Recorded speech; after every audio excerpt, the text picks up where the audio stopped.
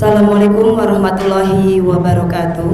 Waalaikumsalam warahmatullahi wabarakatuh. Bismillahirrahmanirrahim. Alhamdulillahirrabbilalamin. Wasbi nasta'in wa ala umuri dunya wa din. Rabbi sholli sodri wa yassirli amri wahlul uqdatan min lisani yafqahu qawli. Kepada Ustazah Melani Nur Hasanah selaku Kepala Sekolah SMP IT Masjid Syuhada yang terhormat, dan Ustazah, guru serta karyawan SMP IT Masjid Syuhada yang kami hormati pula. Pertama-tama marilah kita ucapkan rasa syukur kehadirat Allah Subhanahu wa Ta'ala atas limpahan nikmat dan rizkinya, sehingga kita masih diberikan kesempatan nikmat dan sehat, sehingga kita dapat berkumpul di ruangan ini untuk mengikuti acara diseminasi aksi nyata mewujudkan budaya positif. Kegiatan ini adalah salah satu tugas yang harus kami selesaikan dalam rangka pendidikan guru penggerak. Yang kedua, marilah semoga sholawat serta salam selalu tercurah kepada Nabi Agung, Nabi besar Muhammad Sallallahu Alaihi Wasallam yang telah membawa kita dari masa kegelapan ke masa yang terang benderang ini dengan Islam yang beliau sebarkan di seluruh alam. Baik, kepada Ustazah, perkenankanlah saya di sini Dini Pristiana untuk memperkenalkan rekan-rekan yang ada di sini. Pertama saya sendiri, kemudian ada Ustazah Yamidah MPD dan Ustazah Mustafirah. Insya Allah di sini kami akan menyampaikan beberapa paparan materi tentang aksi untuk pemaparan mewujudkan budaya positif di lingkungan sekolah kita. Adapun susunan acaranya adalah sebagai berikut. Yang pertama adalah pembukaan, kemudian sambutan dari kepala sekolah, ada ice breaking, kemudian materi pertama nanti yang akan disampaikan oleh Ustazah Yamidah terkait dengan disiplin positif dan teori motivasi. Kemudian materi kedua insya Allah akan dibawakan oleh saya sendiri dengan materi keyakinan kelas dan kebutuhan dasar manusia. Dan yang terakhir, sesi ketiga adalah materi yang akan dibawakan oleh beliau Ustazah Mustafirah dengan tema 5 posisi kontrol guru dan segitiga restitusi. Baik Ustazah sekalian, untuk mengawali kegiatan pada siang menjelang sore hari ini, alangkah baiknya kita bersama-sama melafalkan basmalah. Bismillahirrahmanirrahim. Mudah-mudahan kegiatan hari ini pada siang hari ini akan membawa manfaat untuk kita semuanya. Amin amin ya rabbal alamin. Baik, untuk menghemat waktu karena sudah siang Ustazah, maka menuju acara berikutnya yaitu sambutan oleh beliau Ustazah Melani Nur Hasanah selaku Kepala Sekolah SMP IT Masjid Syuhada. Kepada beliau kami persilahkan.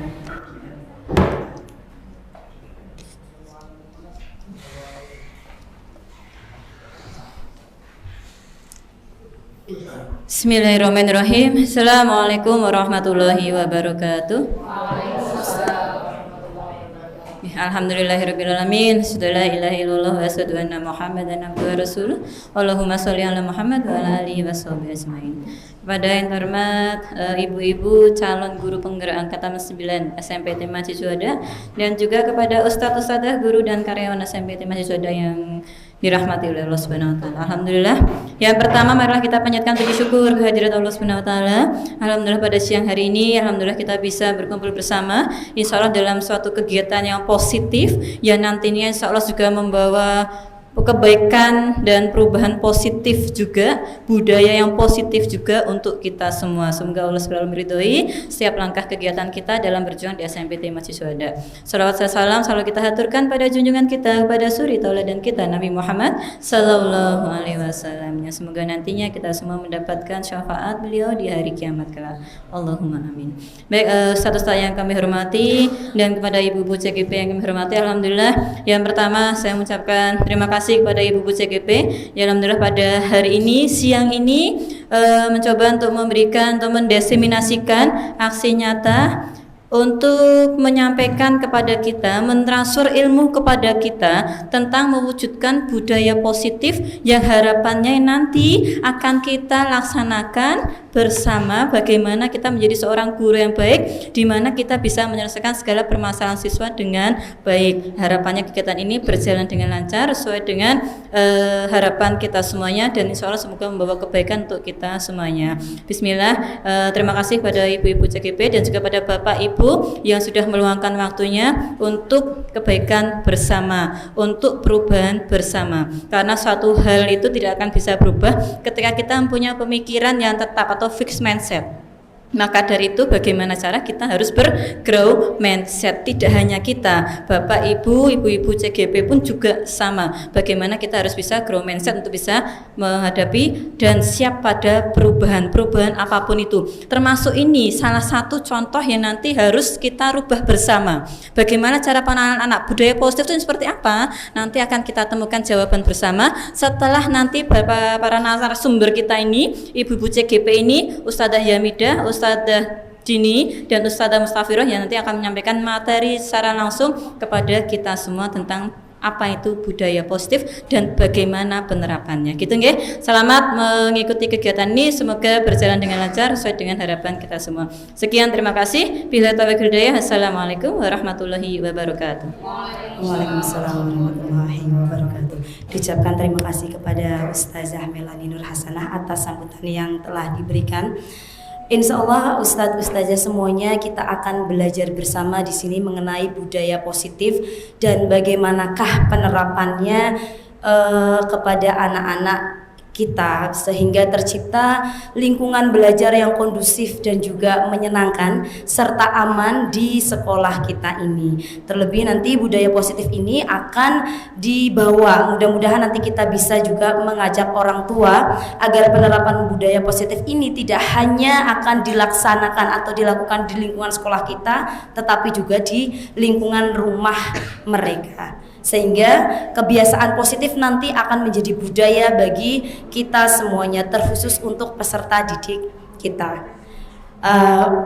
Baiklah, menuju acara berikutnya Ustadz Ustazah, mari kita langsung saja menuju tema yang pertama, yaitu tema yang akan dibawakan oleh Ustazah Yamidah, yaitu budaya positif, disiplin positif maksud kami, dan juga teori motivasi. Kepada Ustazah Hamidah kami persilahkan. Dan mungkin ini akan ada sedikit ice breaking dari beliau, begitu aja ya. Monggo silakan Ustazah Hamidah. Oke, bismillahirrahmanirrahim. Assalamualaikum warahmatullahi wabarakatuh. Yang saya hormati Ustadz Ustazah semuanya, Bapak Ibu karyawan SMPT Mahasiswada, alhamdulillahirrahmanirrahim. Yang jelas saya senang sekali di sini. Saya di depan bukan untuk menjadi orang yang tapi kita sama-sama belajar, karena kami pun di depan sini masih belajar. Harapannya setelah kita saling belajar, nanti kedepannya bisa kita implementasikan untuk menjadi lebih baik lagi, terutama untuk sekolah kita tercinta.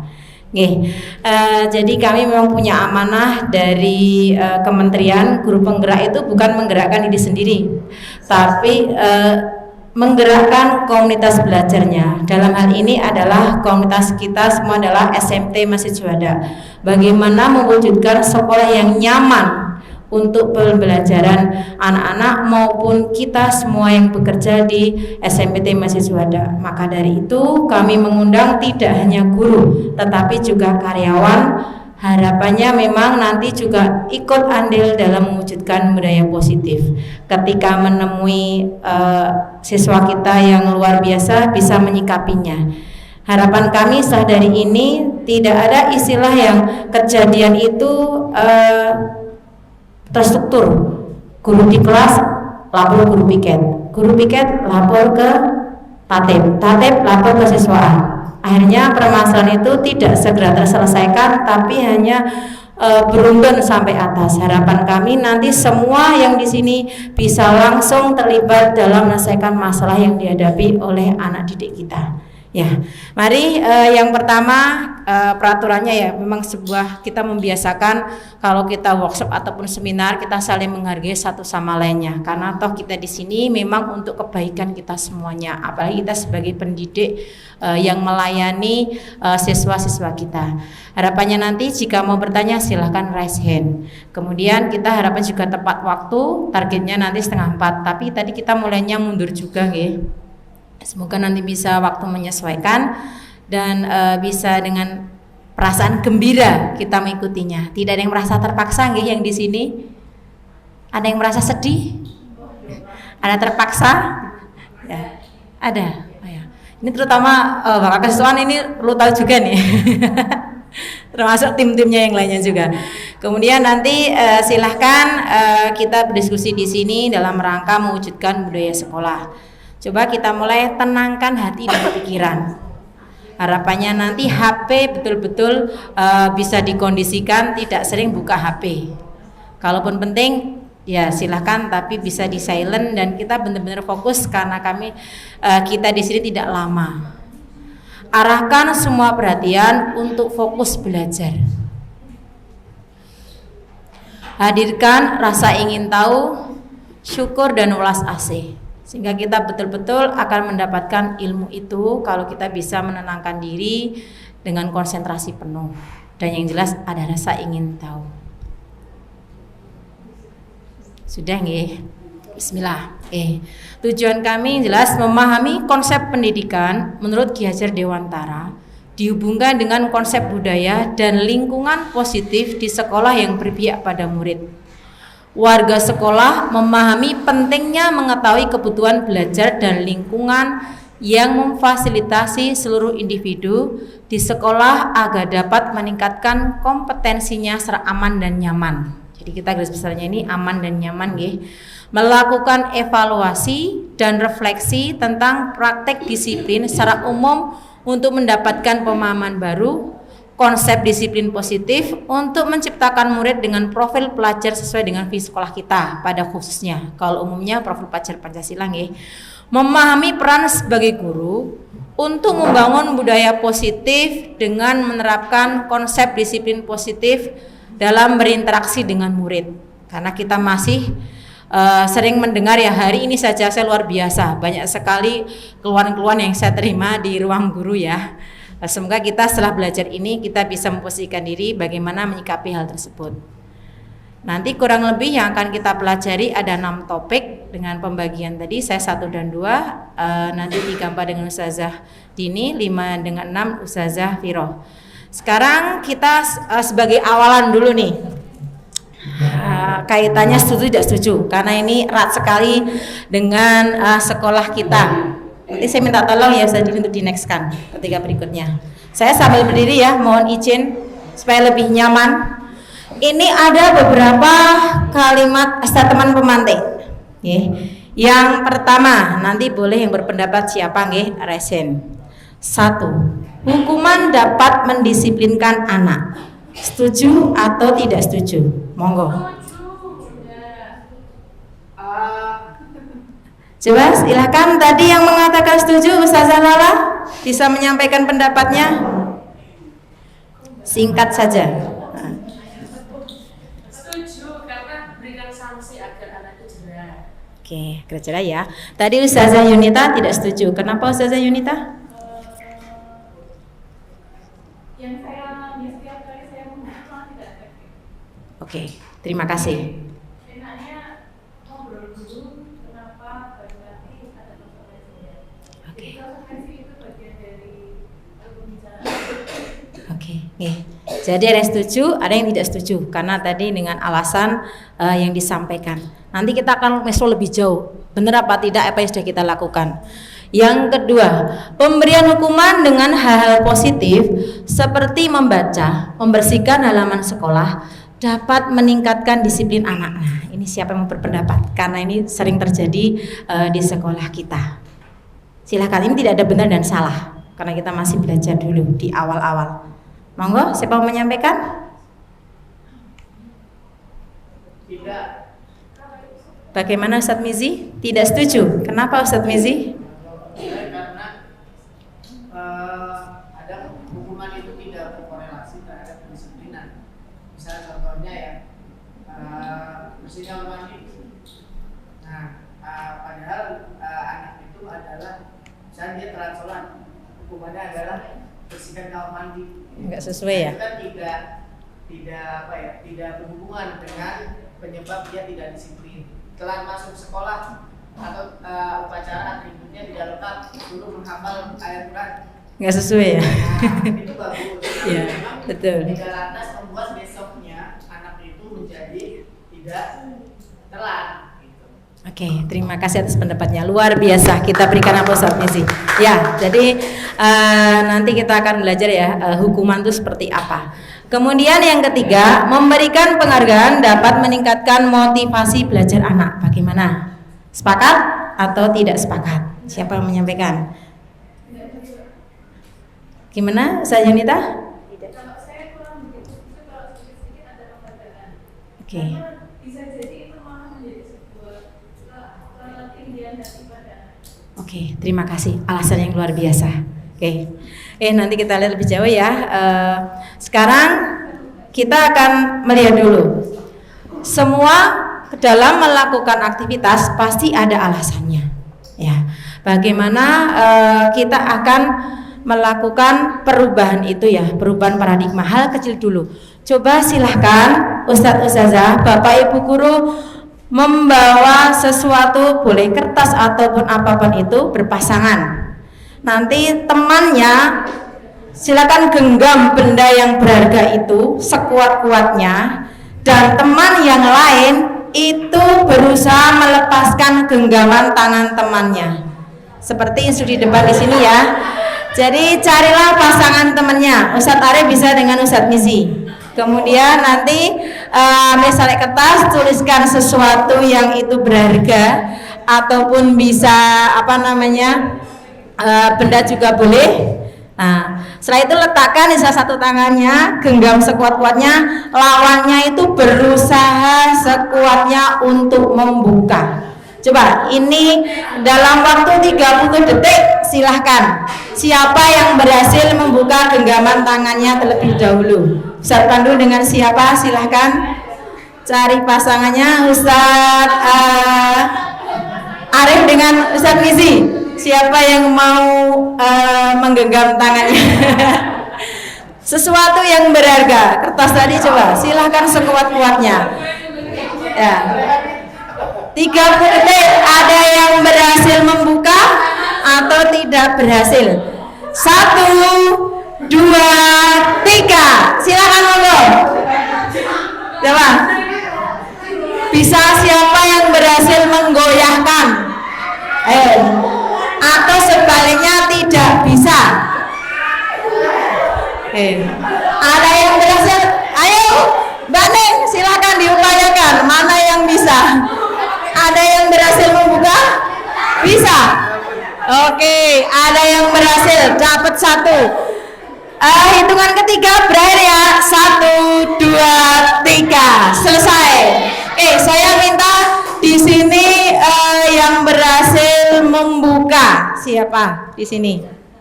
Ustadz Agung, silakan Ustadz Agung pendapatnya. Kenapa mampu membuka genggaman tangannya Ustadz Beni? Tadi saya ngajar Ustadz Beni salaman. Ustadz Beni buka tangan. Oke, berarti di sini Ustadz Beni dengan kerelaan membuka. Ya membuka. Terus agak diremas-remas itu. Tapi saya tanya nih, di sini yang membuka tangan itu kontrolnya dari Ustadz Agung atau Ustadz Beni sendiri? Kenapa? Yang membuka tangan itu atas kehendak sendiri, Iya. atau dari paksaan dari Ustadz Agung? Ya dari saya sendiri. Oke. Terima kasih, luar biasa. Ada yang tidak berhasil membuka?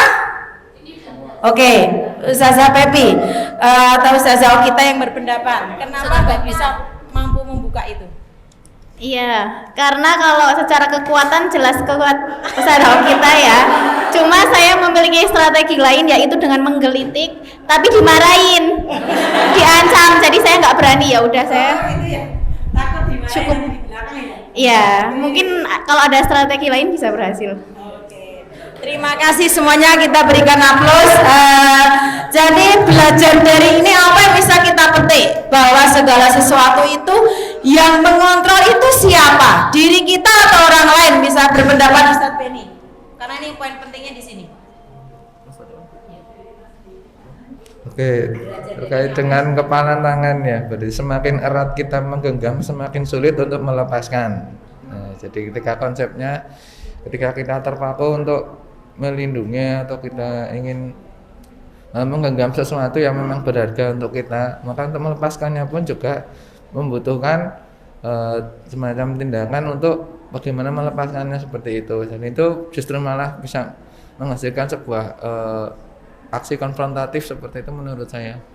Jadi itu gambaran kehidupan kita juga berjalan semacam itu, kecenderungan alamiah manusia. Ketika menggenggam terlalu erat atau kita ingin memiliki yang terlalu kuat, maka ketika kita terlepas benda itu, maka akan timbul beberapa perasaan yang tidak mengenakan sebenarnya seperti itu, entah caranya atau efeknya. Ya, seperti Terima itu. kasih, jawaban luar biasa. Kita berikan aplaus untuk Ustadz Penny. Jadi pendapatnya Ustadz Penny itu benar ya, bahwa kalau kita menggenggam erat kita bisa mendapatkan apa yang kita inginkan. Tapi begitu kita buka, kita tidak tahu nanti efeknya seperti apa. Tapi sebetulnya poin penting di sini yang mengontrol kita membuka dan menutup itu apakah dari orang lain atau diri kita? Yang menggenggam atau teman kita yang berusaha membuka? Kontrolnya ada di siapa? Oke, dari kita. Dari Ustadz Penny kan bisa melepas karena dipaksa Ustadz Agung atau karena menyerah langsung dibuka. Diajak ke salaman ya? Oh, dipaksa bergerak. Tapi ketika membuka itu kesadaran pribadi atau karena paksaan? Itu ya. Oke. Tadi kalau Ustazah kita menyampaikan dari diri kita, maksudnya bagaimana Ustazah kita? Oke, baik. Jadi mungkin ada yang seseorang yang ingin mengambil dari kita, itu hanya kita yang bisa mempertahankan. Jadi dengan cara apapun orang lain mengambil yang seharusnya hak kita, tetapi kita juga punya kontrol untuk mempertahankan juga dengan segala macam cara, seperti itu. Luar biasa, brilian. Itulah that's the point. Itu poinnya ya, bahwa kita dalam melakukan apapun itu tuh ya karena diri kita sendiri yang mengontrol. Orang lain tidak bisa mengontrol, ya diri kita. Ketika orang lain berusaha memaksa, tapi kita sendiri punya kontrol mau ikut itu atau tidak. Jadi tergantung diri kita sendiri karena kita yang mengontrol. Terus Ustaz ini jadi itu gamenya kita ya. Nah sekarang kita akan memahami tentang perubahan paradigma teori kontrol, bahwa ilusi guru mengontrol murid. Kita kan merasa selama ini kan mengontrol murid ya, biar murid tertib, duduk rapi dan sebagainya. Itu ibaratnya nanti sebuah ilusi. Kemudian kenyataannya kan murid itu juga ada yang bisa dikontrol, ada yang juga bisa dikontrol. Kemudian ada juga bahwa ilusi kritik itu membuat orang merasa bersalah dapat menguatkan karakter. Apakah benar seperti itu atau justru sebaliknya? Kemudian bahwa semua penguatan positif efektif dan bermanfaat. Apakah demikian? Nanti kita akan pelajari lebih dalam. Orang dewasa memiliki hak untuk memaksa. Jadi kita termasuk sebagai orang tua ya, kita selama ini kan karena anak tuh merasa kecil ya, kita paksa anak sesuai dengan apa yang kita harapkan. Nah, hal-hal demikian itu semuanya masih bisa dikatakan sebuah ilusi. Pandangan kita sebagai orang yang sebagai seorang guru ataupun sebagai orang tua. Kemudian di sini budaya positif atau ekosistem positif menurut Ki Hajar Dewantara, kita ambil contoh perbandingan dengan hidup tumbuhan seorang petani. Kalau kita ingat di PMM ya, waktu kita belajar kurikulum Merdeka, dalam hakikatnya sama kewajibannya adalah seorang pendidik yang menanam padi. Misalnya hanya dapat menuntun tumbuhnya padi. Anak itu sebagai benih padinya. Kemudian ia dapat memperbaiki kondisi tanah dalam arti kita sebagai pendidik ya, memelihara tanaman padi, memberi pupuk dan air, membasmi ulat-ulat atau jamur yang mengganggu hidup tanaman padi dan lain sebagainya melalui proses pembelajaran. Ya, jadi harapannya kita padi itu nggak bakal bisa jadi jagung. Ya dia akan jadi padi, tapi padinya itu apakah besar, bulir besar atau kecil, tergantung kita sebagai pendidik dalam menanam merawat padi tadi itu. Kemudian disiplin positif, di sini ada peta konsepnya. Bahwa disiplin positif kita pahami di sini, Anda tidak bisa mengontrol orang lain, hanya Anda sendiri yang bisa mengontrol. Sepakat ya? Seperti tadi. Orang lain seperti apa kan tergantung diri kita. Kita mau menerima itu apa tidak. Diri kita yang punya kontrol. Kemudian dalam berperilaku kita ada tujuannya. Pasti ada tujuan di balik kita melakukan sesuatu. Ada teori motivasi. Ada ekstrinsik dari luar. Misalkan untuk mendapatkan penghargaan. Berarti adalah motivasi ekstrinsik. Kalau intrinsik berarti dalam diri pribadi anak tersebut atau kita sebagai pendidik itu juga. Di sini nanti akan didetailkan lebih dalam. Kemudian di sini untuk 5 posisi kontrol kaitannya model berpikir, mau menang-menang, win-win solution, atau kolaborasi dan konsensus menciptakan pilihan baru, mengembangkan komunitas berbasis aset atau kekuatan. Dalam hal ini nanti kita guru tuh posisi kontrolnya sebagai apa? Apakah penghukum, membuat merasa bersalah? Kemudian yang paling tinggi itu posisinya adalah manajer. Bagaimana pendidik di sini sebagai seorang manajer atas permasalahan yang dihadapi oleh murid.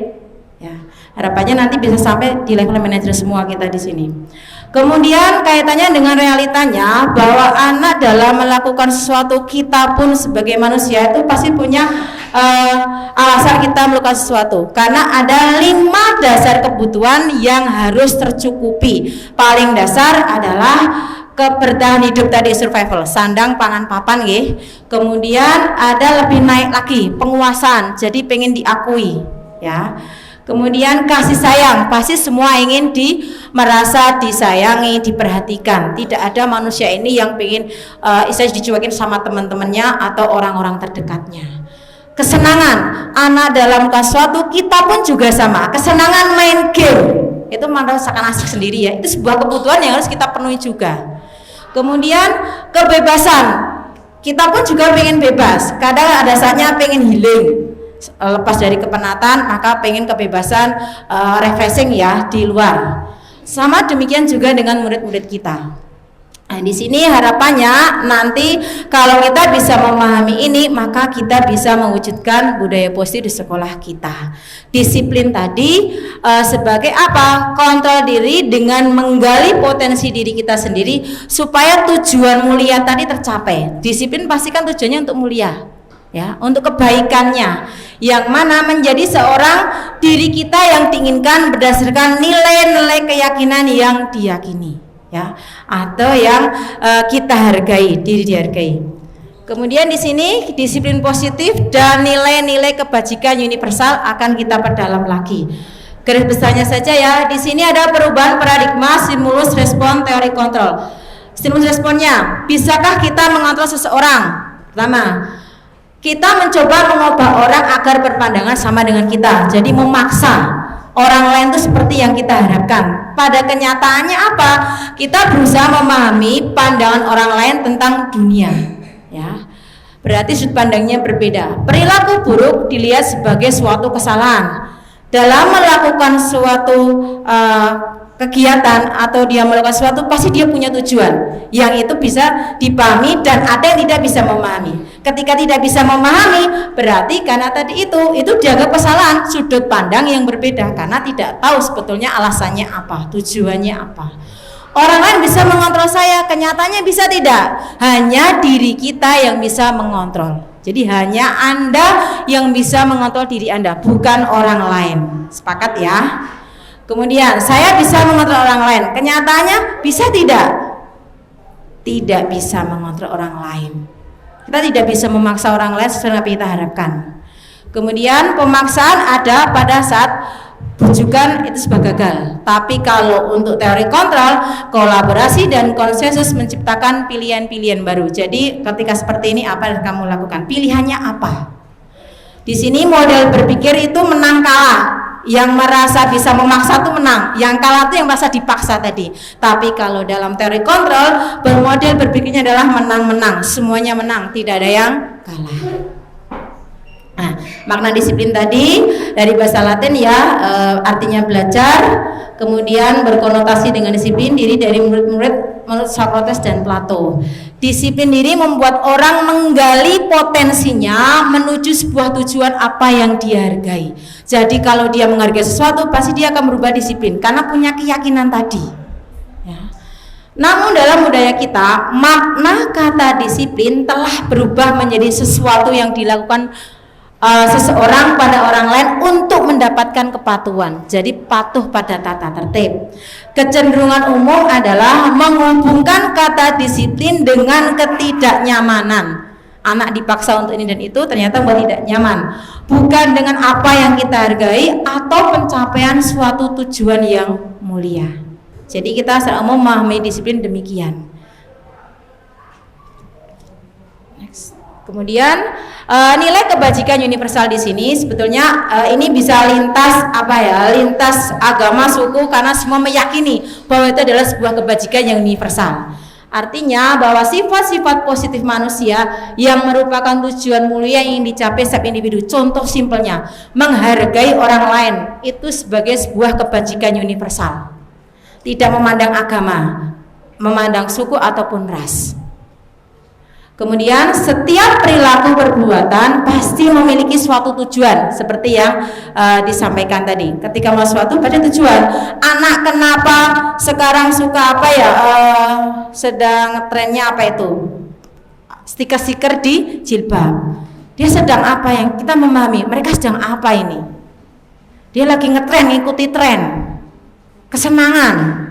Jadi followernya ya, jadi karena di dunia sosial kayak gitu mereka ikut-ikutan tanpa tahu tujuannya lah. Nanti harapan kita bisa memahamkan anak kenapa dia melakukan seperti itu, pasti karena ada tujuannya, tapi harapannya tujuan yang positif. Kemudian dengan mengaitkan nilai-nilai kebajikan yang diyakini seseorang, maka motivasi intrinsiknya akan terbangun sehingga menggerakkan motivasi dari dalam untuk mencapai tujuan mulia tadi yang diinginkan.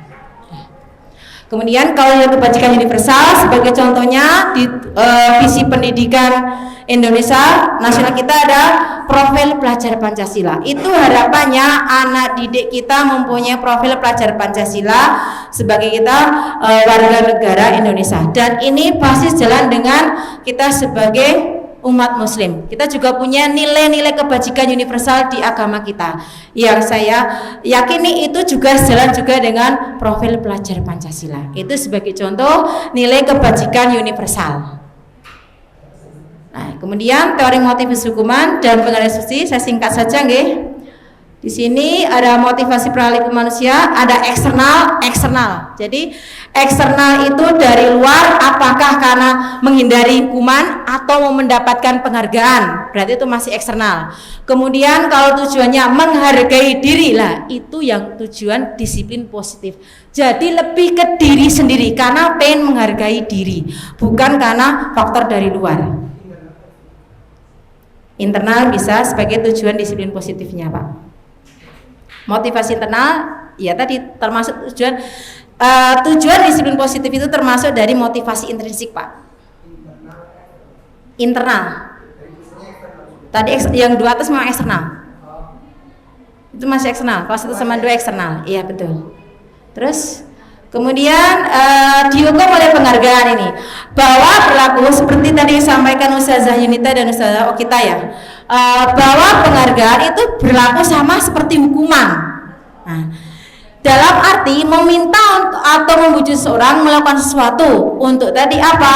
Supaya dia melakukan memenuhi tadi dengan tujuan untuk mendapatkan penghargaan ataupun tadi kalau menghindari hukuman kan karena hukuman tadi ya. Tapi kalau penghargaan ya alasannya apa? Sehingga dia untuk mendapatkan penghargaan. Tapi kalau ini terus menerus, jadi anak itu hanya akan melakukan ketika dapat penghargaan. Kalau nggak dapat penghargaan, dia tidak akan melakukan. Berarti beratnya sama saja seperti sebuah hukuman. Lanjut aja di sini. Ya, ini. Kemudian bentuk program kebajikan. Jadi apresiasi kita bagaimana? Di sini yang ditekankan itu lebih ke proses dan bisa bergantian, karena nanti kalau satu diberi penghargaan, yang satunya tidak, akibatnya timbul kecemburuan dan ini menyebabkan hubungan yang tidak baik. Kemudian lebih spesial, harapannya itu sebagai apresiasi kita sebagai guru, anak juga akan senang. Dan itu juga konsisten, ya. Lanjut. Nah, di sini pengakuan apresiasi atau kebajikan sehari-hari yang mudah itu seperti yang ditunjukkan di sini. Ketika kita melihat anak ini misal menolong temannya, berarti itu sebagai apa? Rasa empati yang besar sekali. Kemudian kalau saya menghargai, berarti dia peduli dengan orang lain. Kemudian terima kasih, berarti ada rasa tanggung jawab. Setelah meminjam, berarti kita ucapkan terima kasih. Lanjut. Di sinilah, ini kita pengen lihat ini hukuman atau konsekuensi. Mencatat 100.000 kali itu hukuman atau konsekuensi? Hukuman. Yang lain Ustaz Wiro. Hukuman atau konsekuensi? Saudara? Next terus. Lari di lapangan basket 2 kali. Hukuman. Push up karena diajak tidak menggunakan masker sekolah. Hukuman atau konsekuensi? Ada yang hukuman, ada konsekuensi. Yang mana ini? Nanti kita lihat ya. Menggantikan kertas tugas teman yang telah dicoret-coret. Luar biasa, sependapat ini konsekuensi. Membersihkan tumpahan air di meja tulis.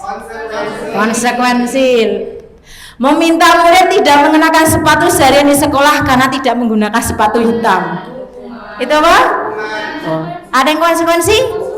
Nah, oke, ada yang konsekuensi dan hukuman. Kemudian terakhir, lari mengelilingi lapangan basket 2 kali karena terlambat 10 menit olahraga.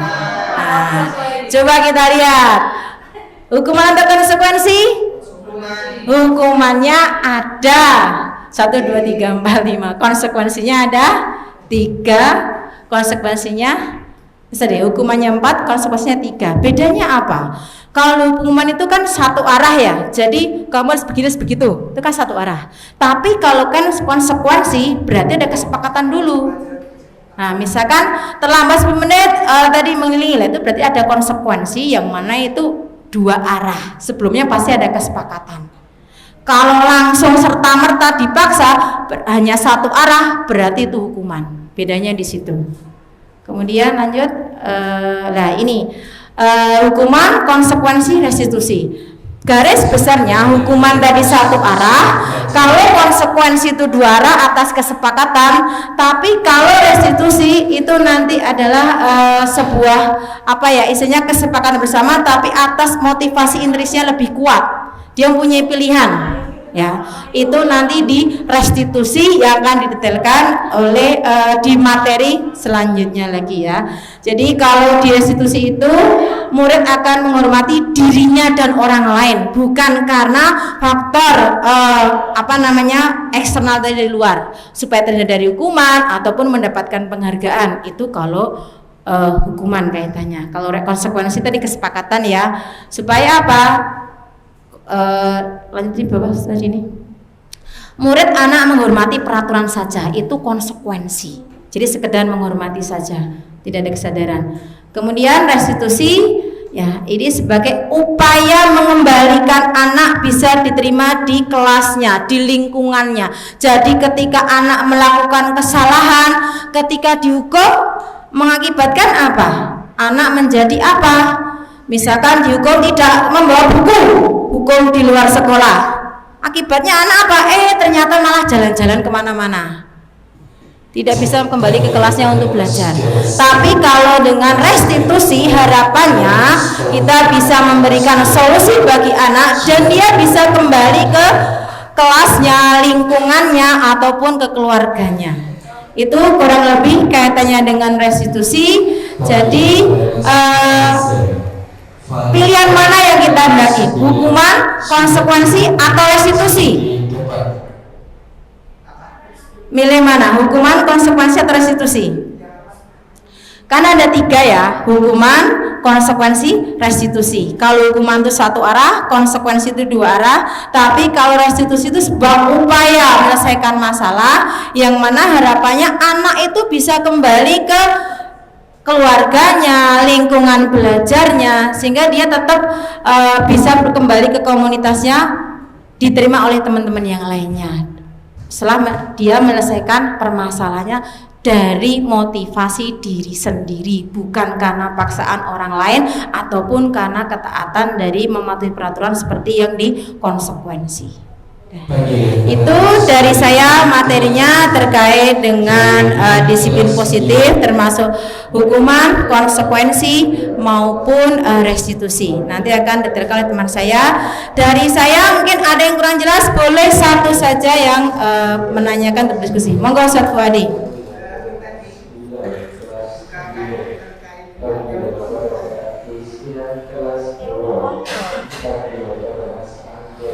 Kontrol, terkontrol.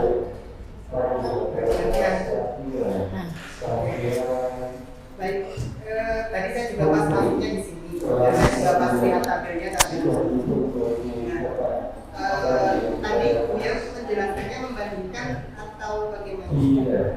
Jadi ini stimulus respon itu kalau kita harapannya kan responnya kita yang ada sebelah kiri, tapi ternyata dalam hal teori kontrol itu berbeda dengan stimulus respon, harapan keluarannya ini loh Pak. Baik, berarti saya paham yang harus saya tanyakan. Jadi yang harus saya tanyakan atau bukan ya, katanya saya mau Oke, boleh Pak. Oh iya, silakan. Ada siswa yang mungkin kalau kita anggap itu adalah melakukan sebuah kesalahan. Kan kita tidak mengatakan siswa melakukan kesalahan, tetapi siswa dianggap melakukan kesalahan atau melakukan perbuatan yang melanggar aturan atau tidak baik ya, secara aturan, bukan menurut saya, tapi secara aturan. Nah, kemudian kalau menggunakan teori kontrol itu berarti kan kamu salah, kamu dapat hukuman, atau kamu harus meminta maaf, atau kamu dapat konsekuensi begini dan begitu, gitu. Kemudian kalau sedangkan menggunakan stimulus kontrol itu teori kontrol. Kebalik ya. Oh kebalik ya. Kalau yang stimulus respon tadi yang seperti itu tadi ya, ada yang kamu dapat kesalahan, kamu mendapat hukuman atau mendapat konsekuensi. Sedangkan kalau teori kontrol, kamu tadi berbuat apa? Kamu tadi ngapain? Kenapa bisa seperti itu? Gitu nggih? Nah, itu sih keduanya menurut saya itu adalah sama-sama positif, tetapi tidak bisa diambiah uyah untuk semua perbuatan, mungkin seperti itu. Jadi mungkin kalau misalnya perbuatan kesalahannya itu adalah relatif bisa diajak komunikasi, maka kita bisa gunakan teori kontrol. Tetapi kalau yang misalnya itu yang destruktif gitu ya, kejadiannya destruktif, maka kita bisa langsung gunakan stimulus respon. Misalnya mengganggu temannya sampai menangis atau sampai rusak bajunya atau apalah ya, kita gunakan stimulus respon dong itu. Meskipun nanti ada tahapan lain teori kontrolnya, kenapa kamu melakukan itu, tetapi kan harus ada tambahan kayak konsekuensi ataupun hukuman. Sedangkan kalau penggunaan stiker atau misalnya rambutnya kayak eng gitu kan misalnya, kan kita itu bukan sesuatu kesalahan yang menimbulkan keresahan orang lain atau dampak negatif pada orang lain, maka kita gunakan teori kontrol. Jadi kita lebih menyikapi terhadap dia dampaknya itu kepada orang lain atau tidak, berdampak terhadap orang lain atau tidak. Kalau berdampaknya kepada orang lain dan itu bersifat destruktif, maka kita gunakan stimulus respon. Begitu. Terima kasih. Minta ditanggapi gitu. Terima kasih. Jadi nanti kita akan belajar mendalam lagi. Yang jelas misalnya gini Pak, di sini guru tuh punya posisi kontrol. Ketika kita menghadapi anak dalam arti yang bermasalah tadi ya, entah itu kegiatannya mengganggu temannya atau dirinya sendiri yang kita anggap tidak sebuah pelanggaran, maka posisikan kita nanti ada di mana? Kita punya 5 posisi kontrol Pak. ada penghukum merasa bersalah, kemudian ada juga pemantau, ada juga manajer. Nah, harapannya kita akan berpikir posisi mana yang terbaik akan kita pilih. Kalau kejadian seperti ini, apa yang akan kita lakukan? Posisi tadi akan mempengaruhi psikologis anak. Ketika kita menghukum itu jangka pendek, tapi jangka panjangnya itu lebih luar biasa. Karena anak jadi merasa dendam, kemudian ada rasa mangkel, jengkel. Dan ini yang bahayanya kalau saudara-saudara dihukum. Dan kenyataannya tadi disampaikan Ustazah Junita, ternyata mengulang lagi. Jadi hukuman ketika posisi sebagai penghukum itu tidak mujarab. Maka kita juga akan berpikir lagi, maka posisi apa yang terbaik untuk anak? Karena harapannya anak itu bisa kembali ke sekolah, bisa belajar lagi. Ketika hukum di luar itu sederhana saja ya, tapi kalau jangka panjangnya sering dihukum dan sebagainya, akhirnya dia tidak mau sekolah dan sebagainya, akhirnya di jalanan terjadi sesuatu yang tidak kita inginkan. Ketika ada apa-apa sebagai guru kita akan pasti rasa penyesalan. Mbok mbiyen ngerti ngono benong kelas saja, kita ajak diskusi dengan posisi kita sebagai manajer, harapannya membantu solusi anak atas keyakinan pada diri anak sendiri. Kita meyakini anak ataupun kita sebagai orang tua pasti punya nilai value rasa manusia menjadi baik, tidak ada rasa yang pengen menjadi tidak baik. Kalau kita bisa menggiring itu, maka dengan sendirinya anak akan sadar, oh tindakanku ternyata akibatnya apa bagi orang lain atau bagi diri sendiri, yang itu bisa merugikan dirinya sendiri maupun orang lain sebagai yang merasa korbannya. Jadi harapannya di sini kita akan lebih belajar lagi mendalam terkait posisi kontrolnya. Itu saja dari saya Ustadz Wadi, nanti akan diperdalam oleh teman saya. Karena waktu, mohon maaf, saya tidak bisa panjang lebar di depan, gantian dengan teman saya yang lain. Sekian dari saya, mohon maaf atas kekurangan dari saya. Wabillahi taufiq wal hidayah. Wassalamualaikum warahmatullahi wabarakatuh. Waalaikumsalam warahmatullahi wabarakatuh. Monggo selanjutnya Ustadz. Ya, diucapkan terima kasih kepada Ustazah Hamidah ya atas paparan materinya yang begitu super sekali. Sepertinya semuanya sudah terangkum secara gamblang di depan sebelum kami berdua menyampaikan materi yang lain. Tapi alangkah lebih baiknya dulu kita berikan apresiasi kepada Ustazah Hamidah. Dikasih apa? Dikasih, wow keren ya.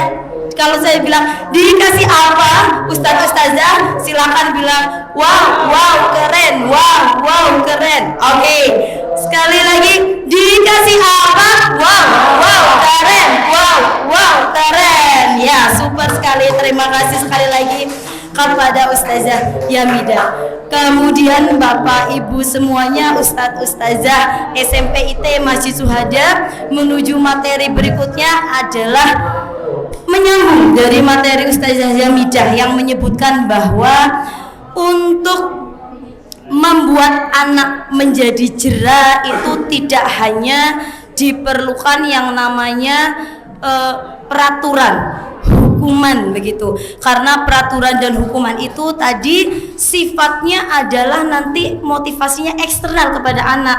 Iya, boleh jadi mereka jadinya segan atau takut dengan Miss Dini. Kenapa? Karena sukanya menghukum begitu nggih. Begitu juga mungkin kalau apa-apa mereka takutan sedikit, takutnya cuma dengan Miss Dini. Kalau baru disebut nama Miss Dini, mereka baru bisa untuk tertib. Nah, itu kan yang namanya motivasi internal atau kesadaran eksternal dari mereka. Jadi mereka belum paham betul sebenarnya aku ki ngopo to kok bisa dihukum. Cuman kalau sudah nama Miss Dini yang disebut, waduh aku nanti takut dihukum. Jadilah kita tertib seketika itu juga. Tetapi belum tentu, mungkin nanti kalau Ustadz Arif yang menghadapi si anak ini, belum tentu dia juga akan menurut dengan Ustadz Arif.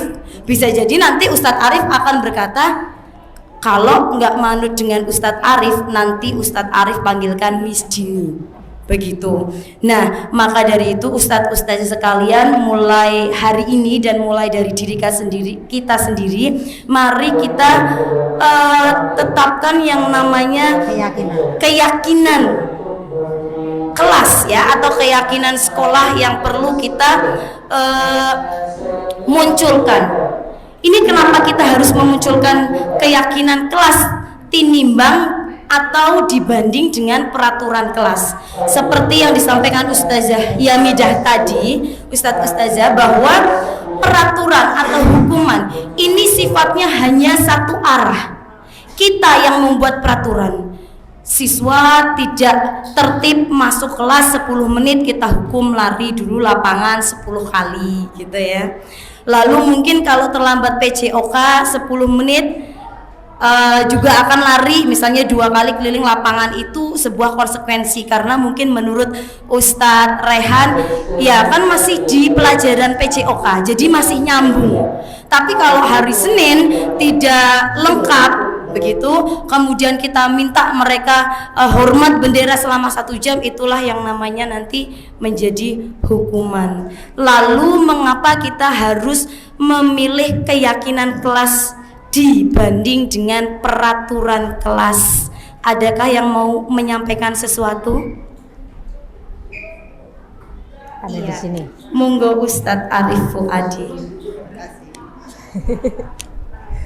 Kalau hukuman tadi kan sifatnya yang buat tata tertibnya, ketertibannya adalah dari guru, kemudian yang menghukum juga guru, gitu kan. Yang akhirnya jadi korban adalah siswanya. Bisa jadi antara tata tertib dengan hukuman kurang nyambung, bisa jadi gitu ya. Misal terlambat, hukumannya menghafalkan hadis atau ayat Al-Quran. Menurut saya sih nggak nyambung, menurut saya itu ya.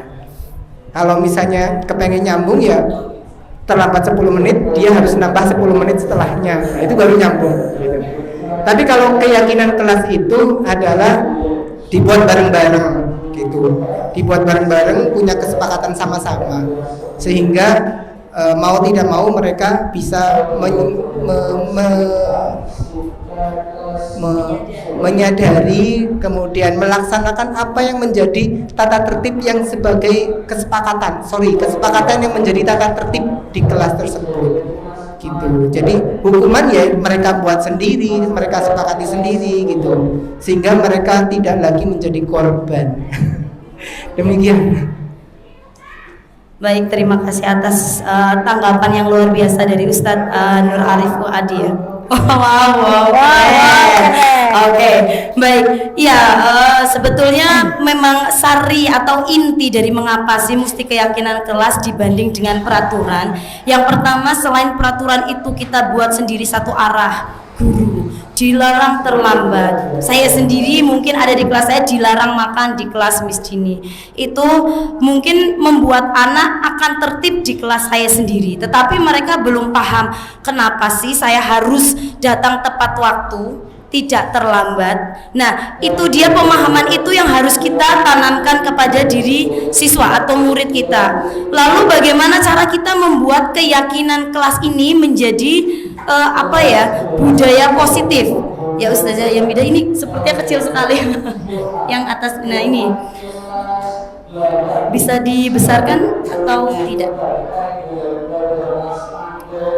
Nah, bagaimana peraturan kelas ini menjadi keyakinan kelas yang nantinya akan kita ikuti bersama, tidak sekedar sebagai peraturan yang dijalankan mereka sebagai suatu kewajiban, tetapi karena mereka benar-benar sadar bahwa keyakinan itu adalah memiliki nilai kebajikan universal yang memang kita anut seperti itu.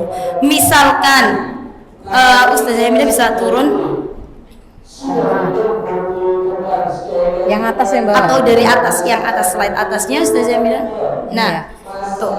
Mengapa sih mungkin ya kalau secara umumnya kenapa sih kita dilarang terlambat datang sekolah? Intinya kenapa dari larangan itu ada apanya sih? Kenapa kita melarang siswa untuk terlambat datang ke sekolah? Kenapa? Kenapa Ustazah?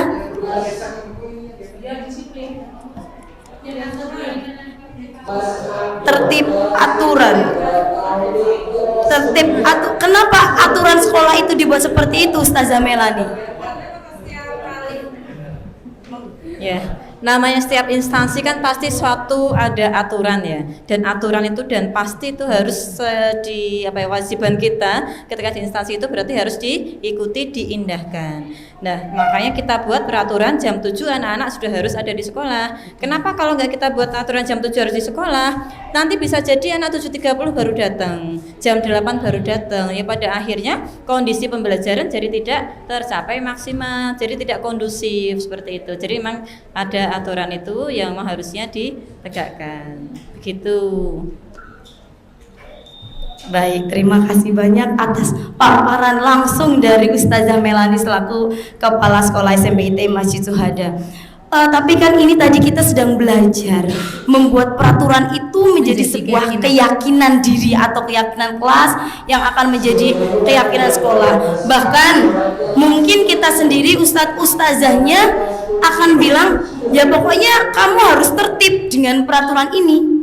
Yang nama instansi atau sekolah pasti punya aturan sendiri yang harus kalian taati. Terus kenapa Ustaz? Memang kalau saya datangnya terlambat 5 menit saja akan mengganggu atau mengurangi intelijensi saya. Apa dengan terlambat terus tiba-tiba saya akan menjadi tidak pintar? Tidak kan? Kenapa peraturan di sekolah tidak boleh rambutnya gondrong menyentuh telinga atau sampai ke alis? Kenapa Ustazah? Biar ganteng. Memangnya kalau rambut saya itu gondrong terus saya jadi tidak pintar? Apakah ada korelasinya dengan intelijensi saya? Tidak kan? Bagaimana Ustazah Aulia sepertinya ini ingin menjawab. Monggo.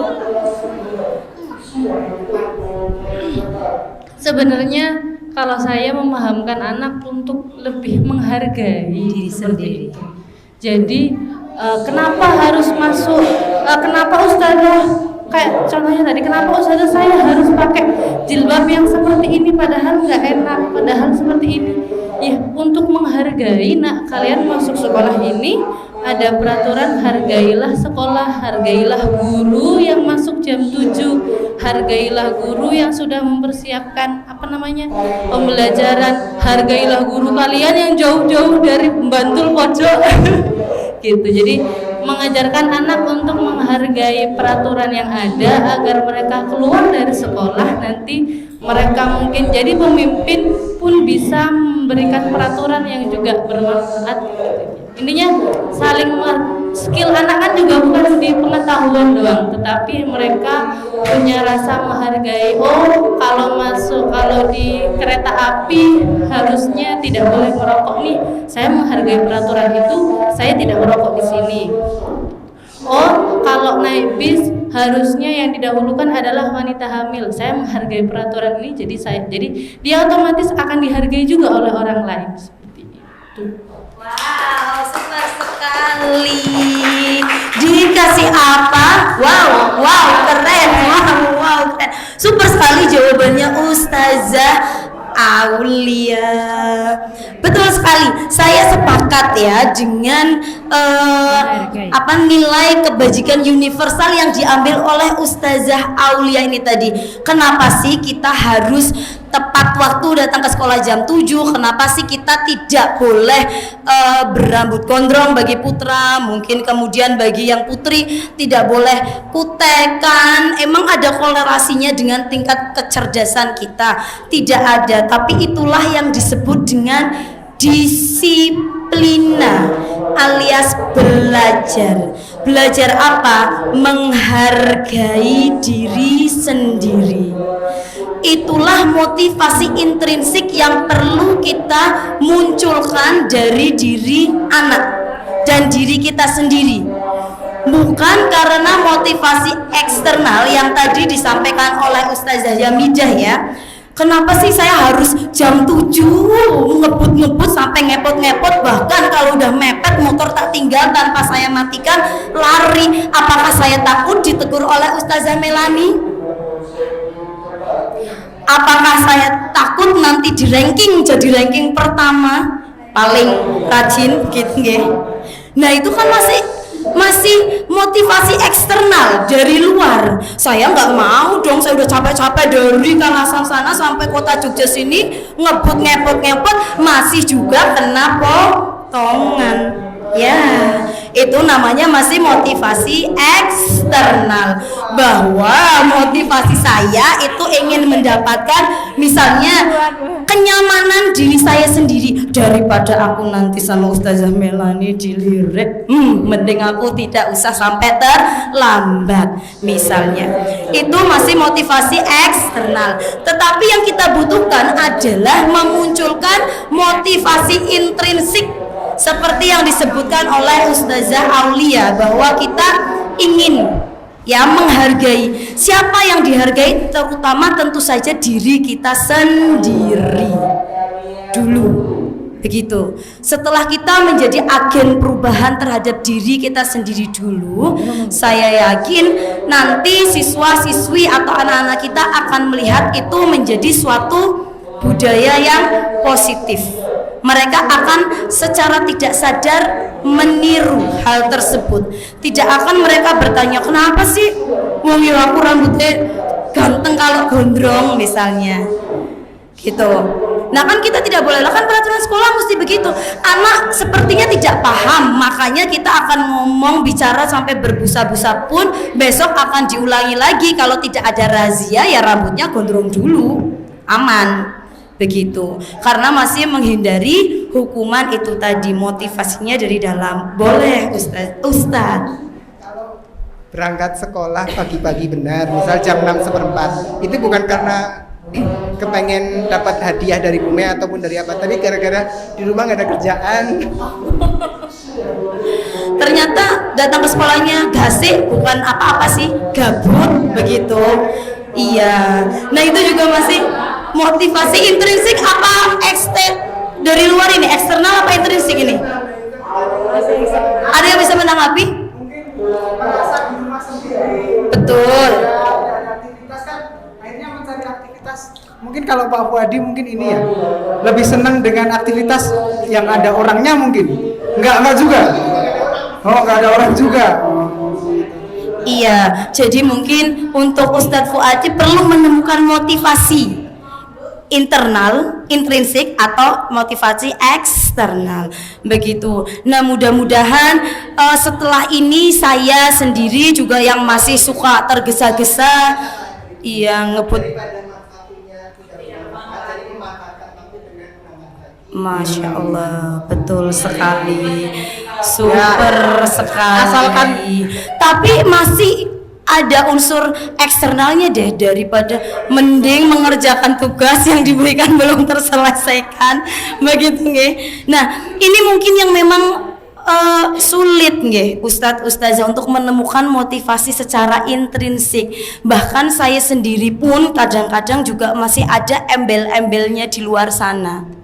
Nah, menemukan kebajikan-kebajikan universal seperti ini atau keyakinan kelas, ini saya kira di kelas juga butuh, kita sendiri bahkan lebih membutuhkan bagi saya. Jadi monggo Ustadz Ustazah, terutama wali kelas, kita bisa melihat peraturan-peraturan yang ada di kelas kita, kemudian kita kembangkan menjadi keyakinan kelas. Apa sih, kenapa sih kita harus begini? Kenapa kita harus datang tepat waktu? Kenapa kita tidak boleh berrambut gondrong mungkin untuk yang putra? Tidak boleh bermake up tebal di sekolah untuk yang putri, misalnya seperti itu. Jadi kita akan menemukan kata dilarang atau tidak nanti dalam peraturan kita menjadi sebuah kalimat yang berbunyi positif atau menghasilkan afirmasi positif dengan menekankan nilai keyakinan universal seperti tadi contohnya. Begitu Ustadz Ustazah. Nah, mungkin di sini ada contoh peraturan kecil sekali ya, apakah terbaca atau tidak nggih? Mungkin di zoom in. Bisa di zoom in. Begitu. Nggih. Nah, ini apa? Kita akan lihat apakah kalimat-kalimat berikut ini berupa peraturan ataukah sudah berbentuk keyakinan kelas yang perlu kita jalankan bersama. Yang pertama, selalu kembalikan atau mengembalikan buku ke tempatnya. Apakah ini peraturan atau sudah menjadi keyakinan kelas? Peraturan ya. Keyakinan kelasnya berarti apa yang sari dari peraturan itu? Ya kan Iya betul, kita harus bertanggung jawab. Barang itu bukan milik kita, kita pinjam. Maka bentuk tanggung jawab kita adalah dengan cara mengembalikan buku tersebut, dan mungkin kita akan mengucapkan terima kasih kepada yang meminjami buku tersebut, meminjamkan buku tersebut. Oke, berikutnya, dilarang mengganggu orang lain. Ini peraturan. Sebenarnya keyakinan apa sih yang sedang kita kejar di sana? Kenyamanan. Menyayangi, betul ya, menghargai, begitu ya. Jadi ya tidak perlu mengganggu orang lain, karena orang lain nanti kalau diganggu bisa merasa tidak nyaman. Iya. Lama-lama curhat. Baik, boleh lanjut ya. Baik, kemudian mungkin dan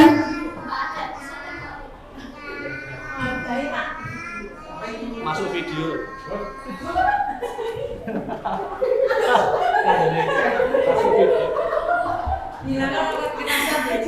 Oke, baik, saya bingung suara apa tadi, saya mencari sumber suaranya. Baik, nah mungkin ini peraturan-peraturan yang sudah kita buat di kelas ataupun di sekolah, Ustadz Ustazah bisa kita lihat lagi nanti apa sih sebenarnya sari atau keyakinan apa sebenarnya yang sedang kita tanamkan kepada diri anak-anak kita atau peserta didik kita, sehingga mungkin nanti kita tidak akan lagi berbusa-busa, nak kamu terlambat sudah yang keberapa kali, nak rambutmu gondrong, nak udah komat itu loh, kenapa kita nggak buru-buru ke masjid. Mungkin itu adalah tujuan kita nanti bersama. Tidak akan mudah, saya yakin memang iya, cuman alangkah lebih baiknya kalau kita mulai sedini mungkin dari diri kita sendiri. Ya memang mungkin kalau misalnya sudah mau ke masjid ternyata tadi siswanya yang tadi sudah keluar kelas melihat ustadz ustazahnya keluar kelas, mereka balik lagi. Banyak banyak sekali saya menemukan seperti itu. Tapi insya Allah dengan kita berkolaborasi bersama, membangun kepercayaan dan saling mengingatkan antara sesama teman rekat sejawat, kemudian siswa juga kita, nanti kita bisa mengkomunikasikan dengan orang tua.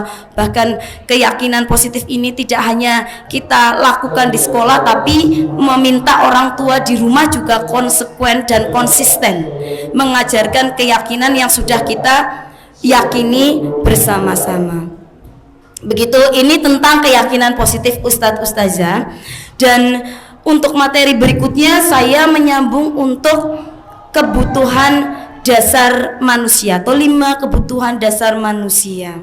Tadi juga sudah sempat disampaikan oleh Ustazah Yamidah bahwa kita sendiri pun anak-anak melakukan sesuatu itu sebenarnya tidaklah tanpa sebab. Jadi alih-alih kita langsung menghukum mereka, kita bisa terlebih dahulu menanyakan alasannya. Bisa jadi mereka melakukan hal demikian itu dalam rangka sedang memenuhi salah satu dari 5 dasar kebutuhan manusia ini. Yang kebutuhan yang pertama kalau bisa dibaca itu adalah kebutuhan bertahan hidup. Nah, mungkin anak itu misalnya kenapa sih kok anak itu selalu jajan pada saat jam bel pelajaran pertama sudah dibunyikan. Misalnya taruhlah ini namanya Bambang. Bambang ini kenapa sih selalu kok di jam pelajaran pertama jamnya saya itu pasti jajan dulu? Kenapa begitu? Nah, mungkin saja dia memang di rumah tidak sempat sarapan, ibunya sibuk harus berangkat jam 6, tidak sempat masak misalnya kan, laparlah dia. Dan dia merasa lawang perutku lapar, gimana saya mau belajar, maka dia memutuskan untuk jajan. Walaupun selama ini mungkin saya sendiri juga masih sering, tapi kan sarapannya harusnya tadi Mas, Mbak, tidak di jam pelajaran. Begitu. Nah, mungkin kita akan menemukan alasan dari 5 kebutuhan dasar manusia ini. Selain kebutuhan bertahan hidup, ada juga kebutuhan kasih sayang. Ini saya kok tidak bisa melihat dari sini ya. Nah, yang warna sebelah kiri atas nggih. Kasih sayang dan rasa diterima, love and belonging. Nah, ini juga rasanya saya melihat banyak di anak didik kita, mereka merasa mungkin tidak memiliki teman begitu ya, ketika di kelas berkelompok kemudian dia cuman diem. Kenapa nak? Belum nemu kelompok. Nah, mungkin di sini yang perlu kita berikan adalah rasa atau pemenuhan kasih sayang atau sense of belonging begitu ya, rasa diterima.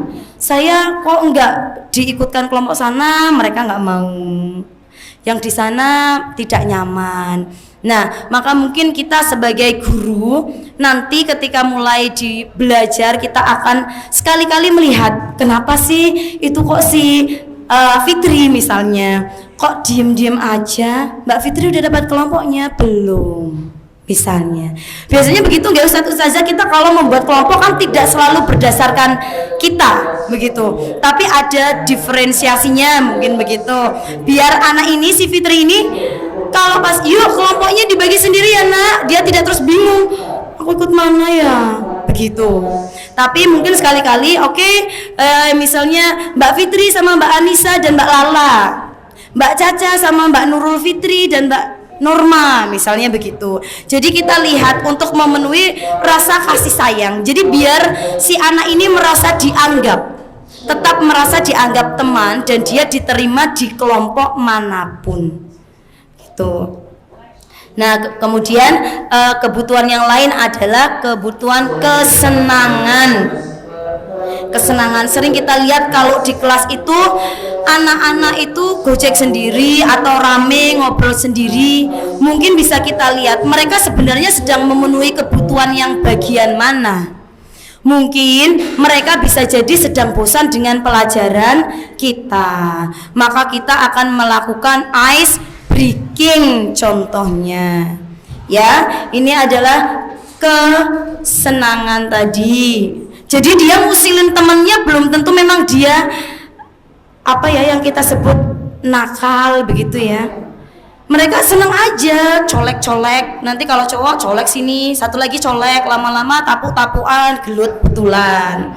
Sebenarnya mereka tuh sedang ngapain sih? Ya seneng aja Miss, iseng biar mendapat kesenangan.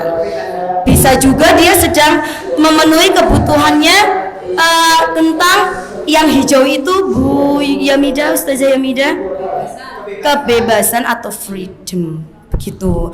Atau mungkin mereka sedang ingin menunjukkan apa yang dia mampu, self esteem kayak gitu katanya ya, penguasaan. Dia bisa melakukan sesuatu itu bisa diakui oleh temannya. Loh, saya bisa loh presentasi di sini. Mereka kemudian merasa bangga, bahagia karena pemenuhan rasa mereka diakui kebisaannya, skillnya begitu. Jadi apa sih? Mungkin kalau saya nakalin Ustadz Hanif, dia jadi takut ke saya. Nah, saya merasa puas karena saya merasa, saya punya power begitu. Nah, ada kalanya kita harus menelisik 5 kebutuhan manusia ini, Ustazah, sebelum kita bisa menghukum atau memberikan judging kepada anak kita sendiri. Nah, ini saya di sini juga bukan untuk menggurui rekan-rekan sejawat semuanya, tetapi mengingatkan diri saya sendiri juga. Marilah kita bersama-sama melihat anak-anak dan rekan-rekan kita itu dari sudut pandang yang berbeda. Kita lihat mungkin mereka atau anak-anak ini sedang membutuhkan sesuatu dan kita bisa membantu mereka untuk menjadikan suasana atau lingkungan sekolah ini menjadi kondusif, menyenangkan dan nyaman untuk anak-anak kita. Begitu, nggih, monggo Ustadz Hanif. Pertanyaan saya, apakah jika kebutuhan dasar manusia yang jenengan sampaikan di presentasi ini terpenuhi, anak-anak kita terpenuhi kebutuhan dasar semua ini, apakah bisa dipastikan pembelajaran di kelas itu bisa kondusif? Saya berani menjawab dengan pasti, Ustadz. Insya Allah, karena kalau mereka datang ke sekolah dengan rasa bahagia, pemenuhan kebutuhan mereka sudah tercukupi, mereka sudah makan, mereka sudah bahagia, mereka sudah dihargai atas apa yang dia bisa lakukan, maka insya Allah anak ini tidak akan berulah di kelas. Seperti yang tadi saya contohkan, kan misalnya saya usilkan jenengan, itu saya sedang memenuhi bahwa saya ingin ditakuti. Tapi kalau memang dia sudah disegani, disayangi, diajak oleh teman, diikut sertakan, pasti mereka sudah akan bahagia. Mungkin bisa kita lihat teman-teman atau anak-anak yang tidak pernah bermasalah itu mereka pasti bahagia, anaknya cheerful, karena mereka sudah mendapatkan pemenuhan dari apa yang mereka butuhkan. Begitu Ustadz Hanif. Pasti dibalik suatu masalah yang dilakukan anak atau problem yang anak bawa itu pasti ada alasannya. Begitu. Oke, untuk kebutuhan dasar yang jenengan sampaikan di sini, apakah memang harus terpenuhi sebelum proses pembelajaran, atau ini boleh dipenuhi saat proses pembelajaran? Tentu saja boleh dipenuhi pada saat pembelajaran. Seperti tadi ada anak yang usil karena ternyata kenapa sih? Oh, dia bosan dengan pembelajaran saya. Maka kita lakukan ice breaking biar anak tidak bosan. Atau mungkin kita bisa ya memberikan, wah hebat Mas Hanif bisa menyelesaikan PR-nya tepat waktu. Mereka sudah merasa senang, bangga, diakui kemampuannya. Begitu. Mungkin kalau anak lapar, oh ya boleh. Kalau mau makan dulu silahkan Mas Hanif. Kalau sudah kenyang pasti dia tidak akan keluyuran lagi mencari misalnya makanan di kantin atau kemana-mana. Begitu, yang saya rasa seperti itu. Tapi kalau apakah kita bisa memenuhi semuanya? Tentu saja tidak, Ustadz.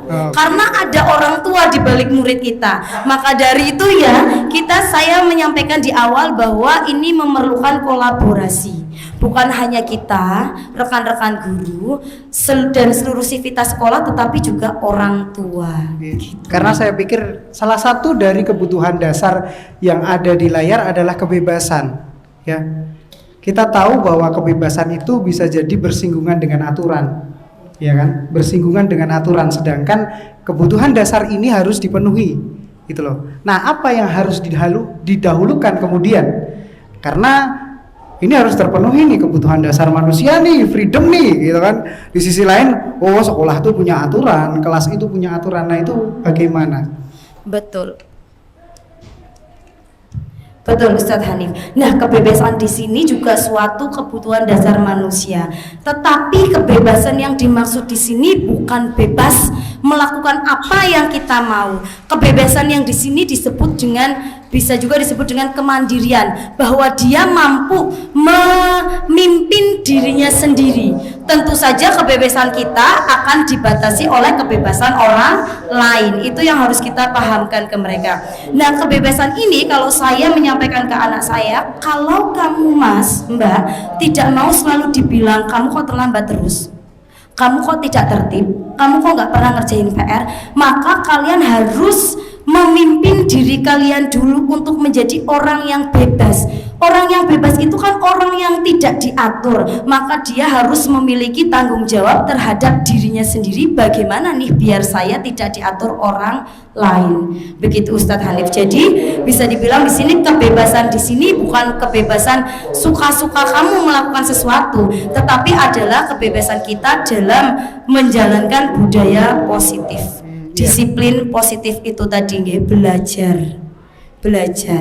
dan terus belajar. Begitu Ustaz Hanif. Oke, terima kasih atas penjelasannya, karena memang saya agak khawatir ketika memang anak-anak kita diberikan pemahaman tentang freedom ini, karena karena kata-kata kebebasan itu bisa diartikan liar gitu loh. Maksud saya bisa diartikan seimajinatif anak-anak kita. Mungkin kalau yang lain kasih sayang, rasa diterima, apa itu namanya? Nah itu ya, bertahan hidup. Nah, cuman saya menyoroti istilah sebenarnya. Saya pikir kalau ini pendapat saya sebenarnya, kebebasan bahkan kekuasaan gitu kan, secara istilah kok sepertinya ya betul, seperti istilah merdeka belajar begitu. Ya, memang ketika memang merdeka bebas maunya sendiri, tapi kan di sini merdeka itu artinya mandiri. Ya. Mandiri, bebas memimpin dirinya sendiri dengan kemandirian yang mereka miliki. Ya. Gitu. Ya, ini kan teori, jadi kita ya, maka dari itu yang perlu hati-hati ketika memang ini mau diterapkan dan mau disampaikan ke anak-anak, memang ini perlu ada penjelasan yang mendalam supaya nanti tidak disalahartikan seperti itu. Matur nuwun. Terima kasih banyak atas masukannya Ustadz Hanif.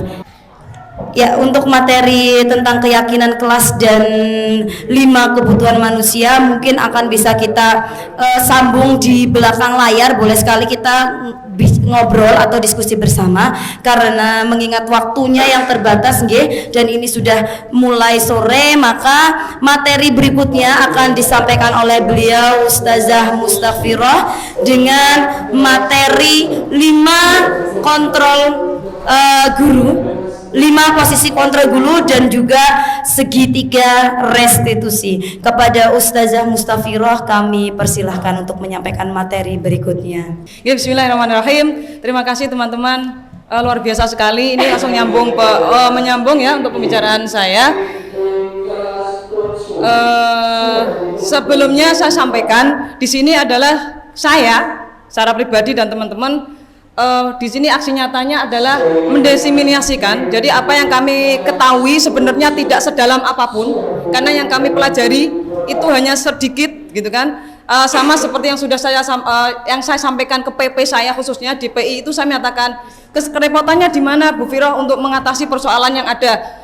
Saya kerepotannya dibenturkan dengan semua persoalan di sekolah, saya belum bisa mensinkronkan dengan yang saya pahami. Maka teman-teman kami yang luar biasa sekali, saya tidak bisa menjelaskan seperti itu gitu dengan bahasa beliau yang sangat luar biasa. Tadi Bu Yamida sudah merangkum sebenarnya semua persoalan, tapi memang saya nanti lebih sederhana ya. Saya juga menyampaikan ke PP saya, Ibu, bagaimana teman-teman kami itu lebih luar biasa dari saya pemahamannya.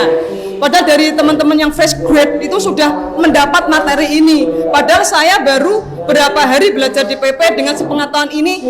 Padahal waktu saya mengikuti eksplorasi pemahaman ini, jujur saya tidak memahami apapun dengan bahasa restitusi, nilai-nilai kebajikan. Teman-teman sama di sini tadi diterangkan nilai-nilai kebajikan pun mungkin krik-krik gitu ya.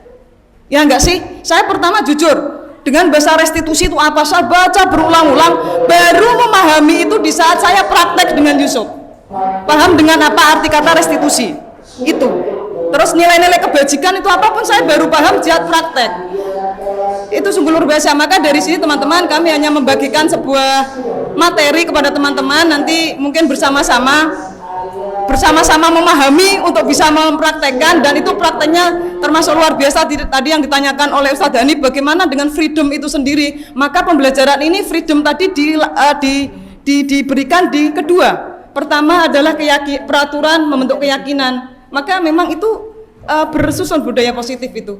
Jadi sampai nanti terakhir ada sebuah restitusi gitu restitusi loh, susah kan saya ngomong ya. Oke, saya masuk langsung ya. Budaya positif selanjutnya, waduh ini keren, saya menanyakan tadi tentang 5 posisi kontrol yang diterapkan. Tadi posisi kontrol sudah dijelaskan Bu Yamida bahwa seorang guru, orang tua itu mempunyai posisi kontrol. Tadi kontrol terkuat itu di siapa? Ya kita yang mampu mengontrol gitu kan. Maka di sini 5 posisi kontrol yang diterapkan seorang guru, orang tua itu ada 5. 1, kita sebagai penghukum. Yang kedua, pembuat rasa bersalah. Ketiga, teman, pemantau, dan manajer. Dari masing-masing itu kita selalu melaksanakan di bagian mananya, maka kita pahami satu-satu. Saya sama dulu penghukum itu siapa? Oh ternyata itu saya bagian penghukum. Dari tujuan 1, 2, 3, 4, 5, kenapa manajer itu ditaruh di bawah? Itu ada maksudnya. Ya, maka saya menjelaskan dulu di penghukum. Saya juga baru memahami teman-teman. Ini hanya berbagi ilmu saja. Kalau praktek di lapangan, saya yakin nanti kita bareng-bareng. Untuk penghukum, waduh ini nggak bisa kebaca, saya di sini aja ya, saya nggak hafal ya. Untuk penghukum, seorang penghukum bisa menggunakan hukuman fisik atau verbal. Kita menghukum siswa itu kadang dengan fisik, dengan verbal. Orang-orang yang menjalankan posisi penghukum senantiasa mengatakan bahwa sekolah ini mempunyai aturan. Kita sering kan melakukan seperti itu. Seorang penghukum, ini saya dulu, ini karena materi kami itu mempelajari modul tuh 1.1 sampai 1.4. Yang paling unik bagi diri saya itulah 1.4 ini teman-teman. Kenapa? Karena memang sangat berdekatan dengan kita dan langsung berbenturan dengan sekolah kita yang memang notabene punya banyak sekali persoalan. Maka di saat saya kemarin restitusi, saya menggunakan asli itu, ya segitiga restitusi itu saya menggunakan asli, yaitu Yusuf. Nanti kalau mau lihat monggo prakteknya walaupun benar atau salah. Di sini guru-guru menerapkan posisi penghukum akan berkata. Jadi kalau kita bertindak sebagai seorang posisi kontrol kita sebagai penghukum akan mengatakan patuhi aturan saya atau awas. Kita sering ya, kayak patuhi aturan ini atau ya itu namanya kita seorang penghukum. Maka pasti selalu yang terakhir selesai. Guru seperti ini senantiasa percaya bahwa ada satu cara agar pembelajaran bisa berhasil, yaitu cara dia. Seorang penghukum ini biasanya merasa cara yang dilakukan dia untuk melakukan sebuah kedisiplinan, cara dia yang paling benar. Itu seorang penghukum. Biasa gitu ya. Pak Arif kok cara ngono mesti rak mempan wis diseblak ya kan, biasa begitu. Itu bicara seorang penghukum. Kitone aku banget gitu ya. Oke, next. Ya, penghukum itu biasa menggunakan suara tinggi. Nggak ada penghukum awas ya gitu kan. Awas Pak Fuadi, enggak. Awas gitu kan, biasa kan. Nah, dengan nada suaranya bulat itu penghukum. Nah, tanyakan pada diri kita, bagaimana perasaan murid bila guru berbicara seperti itu pada saat muridnya datang terlambat yang di atasnya itu ya. Maka hasilnya kemungkinan murid akan marah. Ya tadi, hukuman itu apakah selalu bisa mendisiplinkan? Ya, jawabannya ya tadi berbagai macam, karena di sini tidak ada yang benar atau salah ya, karena kita akan mempraktekkan sesuatu yang ideal. Yang ideal. Ya, sesuatu yang ideal itu harus sebuah proses. Maka jangan yang dianggap betul. Oh, betul kamu melakukan itu, nara kayak ngono kayak bocah kayak rak berubah, enggak bisa. Karena kita sebuah proses menuju tempat ideal. Posisi mana yang ideal? Ya kalau tadi sebenarnya posisi manajer. Gitu ya. Oke, lebih buruk lagi, dia tidak akan berubah karena sepulang sekolah nanti murid melihat motor, atau sering kan murid kita merusak barang-barang itu sebagai bukti bahwa meluapkan kemarahannya karena dihukum. Ini saya pernah kejadian dulu pas saya ngajar SMA, tapi tidak perlu saya ceritakan. Ya, saya pernah dilempar kursi karena saya apa? Kalau nggak mau berdoa silahkan keluar gitu kan. Wah, akhirnya ternyata kursi diangkat, bruk, untung nggak kena saya. Itu posisi ya, saya pernah melakukan terjadi di situ. Terus yang kedua, pembuat rasa bersalah. Pada posisi ini kita juga sering melakukan, termasuk saya. Pada posisi ini biasanya guru akan bersuara lebih lembut. Pembuat rasa bersalah akan menggunakan keheningan yang membuat orang lain merasa tidak nyaman. Bersalah atau rendah diri. Kata-kata yang keluar dengan lembut akan seperti, ibu sangat kecewa sekali dengan kamu. Sering kan kita melakukan seperti itu ya.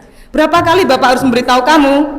Gimana coba kalau orang tua kamu tahu kamu berbuat begini? Lah di sini, di posisi ini murid akan memiliki penilaian diri yang buruk tentang diri mereka.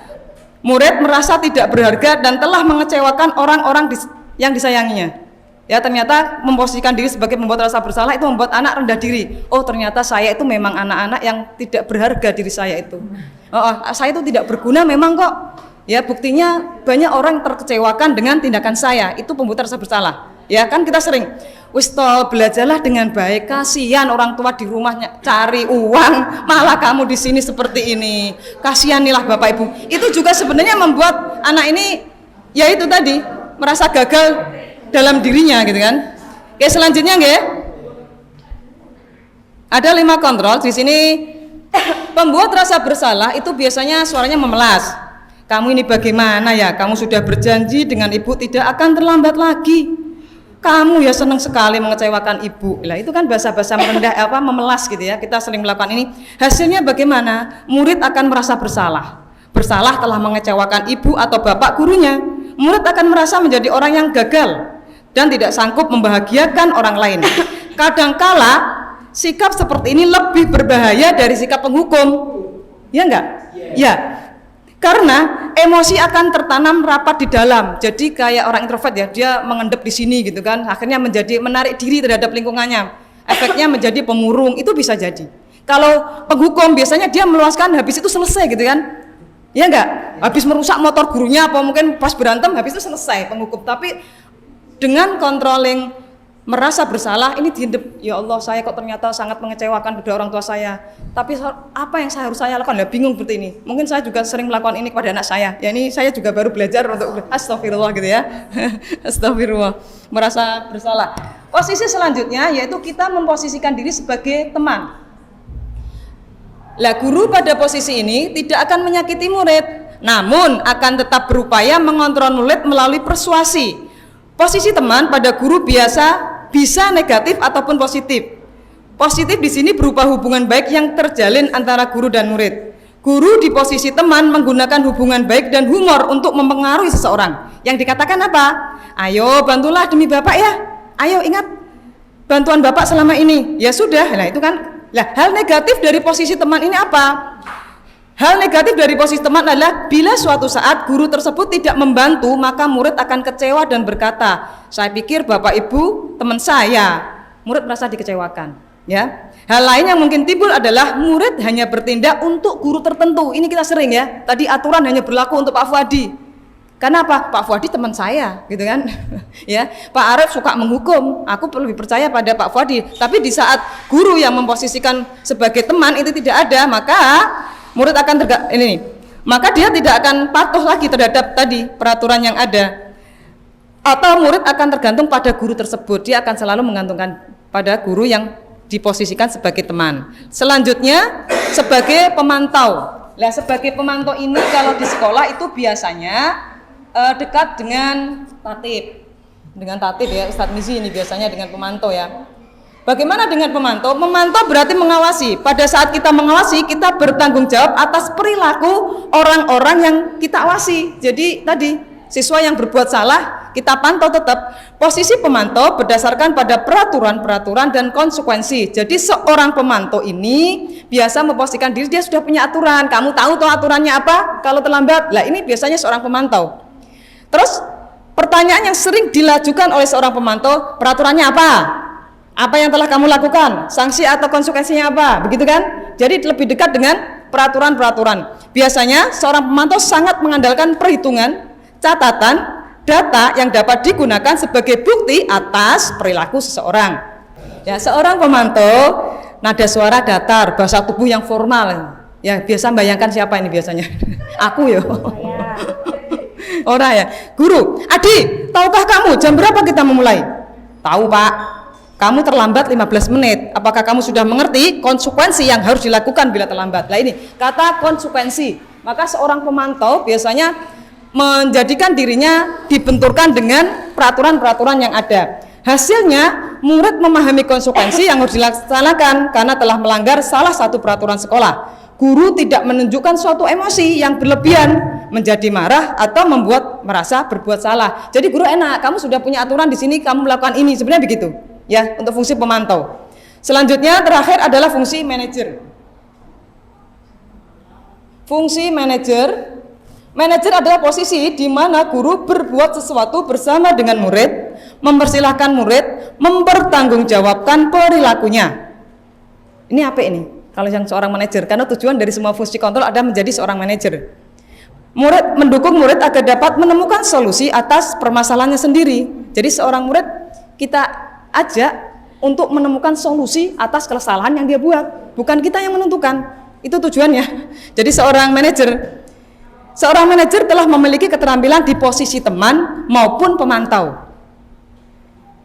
Seorang manajer akan berkata, apa yang kita yakini tadi, keyakinan kelas yang sudah kita buat, apa yang kamu yakini? Selanjutnya, apakah kamu meyakininya? Jika kamu meyakininya, apakah kamu bersedia memperbaikinya?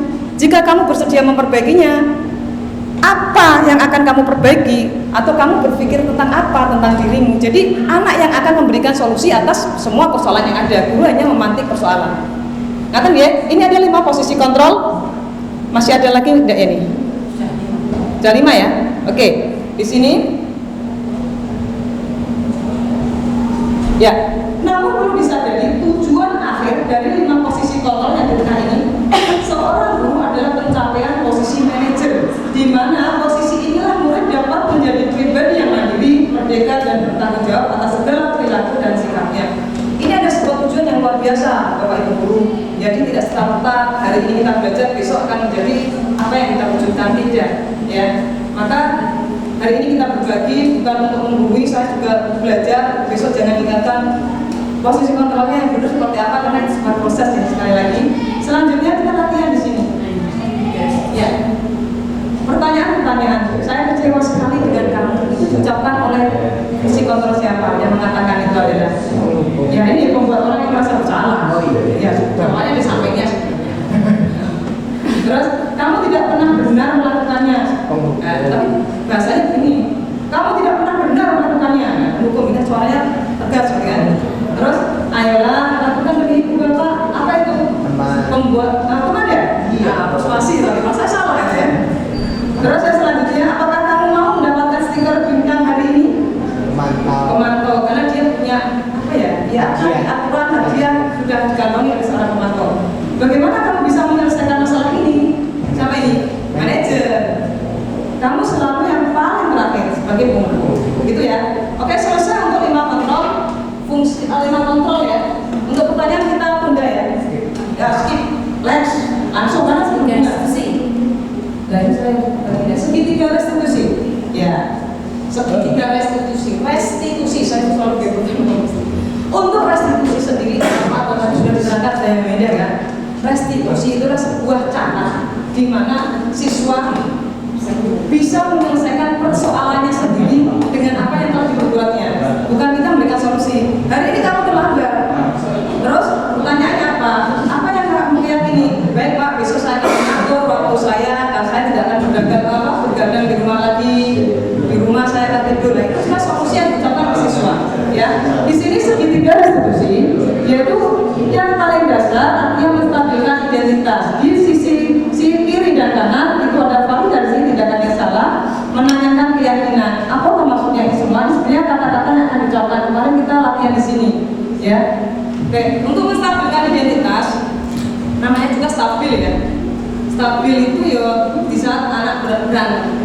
Saat anak berantem, maka kalau kita langsung menjadikan itu langsung kita kita berfokus pada kesalahan dia berantem, maka tidak akan menyelesaikan persoalan dia pun akan emosi gitu kan. Maka kita stabilkan itu.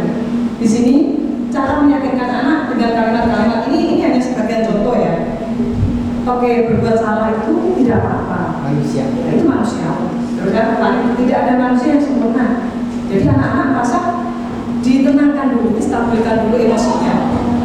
Baru dia akan bercerita, dia akan mengalir. Kalau dia dalam keadaan emosi, saya yakin dia akan tidak usah paling malam aja udah kayak gitu kan. Biasanya kalau ada kita tidak panggil, maka urutannya memang kita stabilkan. Ada apa ya Mas? Tadi bilang mendengar bahwa kamu tuh berantem.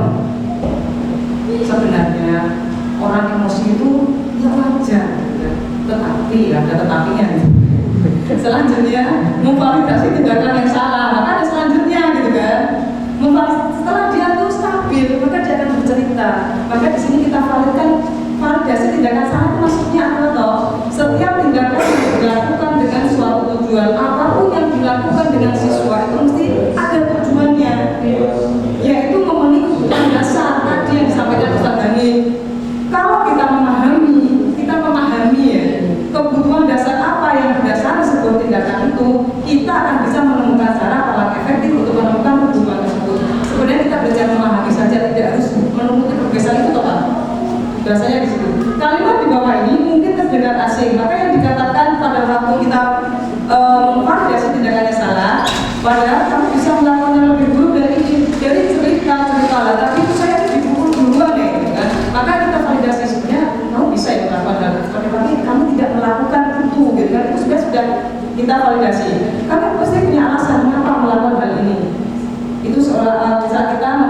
tindakan yang salah tadi. Kita lanjut ya, terakhir yaitu dengan menanyakan keyakinan. Apa tadi keyakinan? Adalah nilai-nilai kebajikan yang akan kita laksanakan. Maka nilai-nilai kebajikan ini kenapa harus dilalui dengan aturan tadi? Karena terakhirnya adalah nilai kebajikan. Bahasanya kalau nilai kebajikan apa?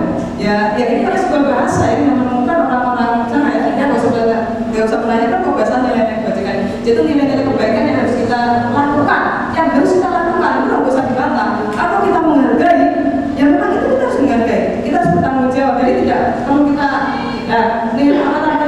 nilai kebajikan itu sudah tertanam. Dan untuk menanamkan itu apakah hari ini kita tanam, besok kan enggak. Ini sebuah proses tadi yang akan sebenarnya kita bareng-bareng di sini. Untuk menanyakan keyakinan di sini, teori kontrol menyatakan bahwa ada pada dasarnya teori kontrol menyatakan bahwa pada dasarnya kita itu semua punya motivasi internal. Ketika identitas sukses telah tercapai, yaitu langkah 1 dan langkah 2, dan tingkat laku yang sama telah divalidasi, maka anak akan siap untuk dihubungkan dengan nilai-nilai yang dia percaya dan berpindah menjadi orang yang dia inginkan. Maka seorang guru akan menanyakan apa yang kita percaya sebagai kelas atau keluarga, apa nilai-nilai umum yang kita sepakati, apa bayangan kita tentang kelas yang ideal. Kamu mau jadi orang seperti apa toh? Jadi nilai-nilai kebajikan ini yang akan kita tanamkan.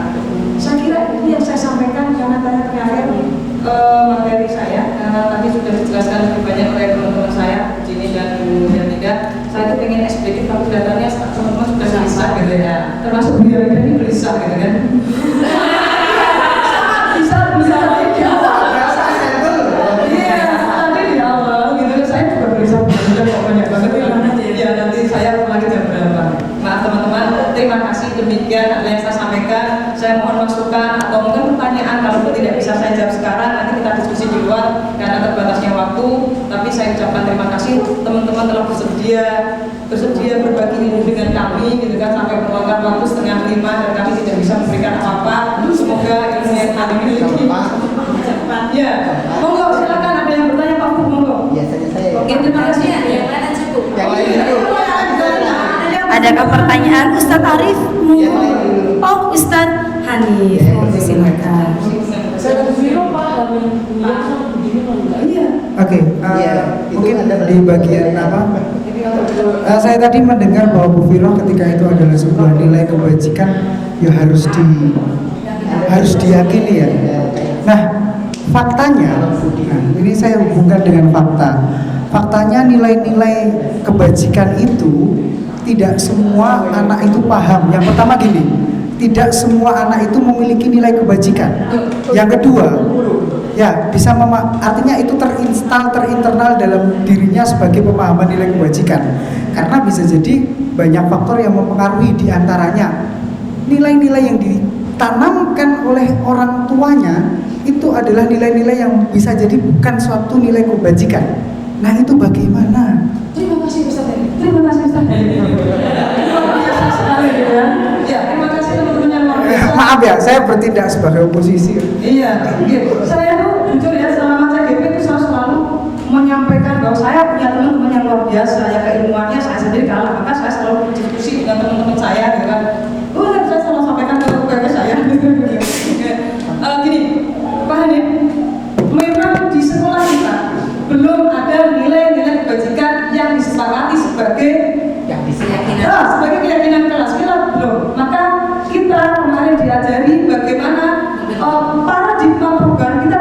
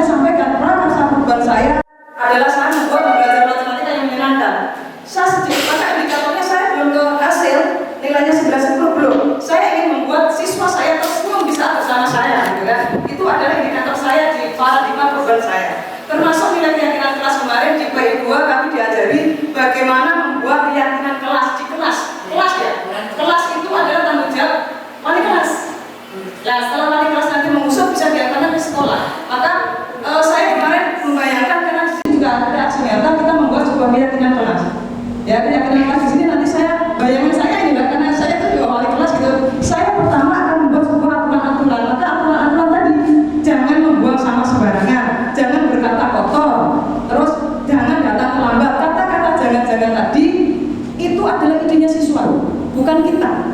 Ya, kayak saya tadi gitu. Jadi anak-anak silahkan proses secara oke, kita akan pilih. Kamu jangan buang sampah sembarangan, itu nilai apa atau yang akan kita patuhi bersama. Oke, nilai kerapian. Oke, nilai kerapian. Mana lagi nanti yang masuk kerapian? Kalau itu sudah disepakati bersama, maka akan kita tulis sebuah slogan di sini, keyakinan kelas. Bisa jadi keyakinan kelas kita dengan kelas Anda beda. Beda, karena kita masih beda kelas.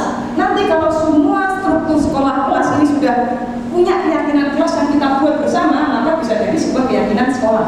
Maka tentang jawaban saya. Karena kita memang belum punya keyakinan yang disepakati bersama. Sekolah kita. Terima kasih, itu jawaban saya. Tepuk tangan dong.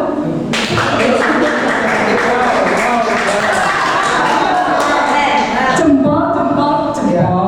Ingin saya lanjutkan tapi karena waktu. Ya, terima kasih. Diskusi ini sudah panjang. Insya Allah memang ini usulan Bu.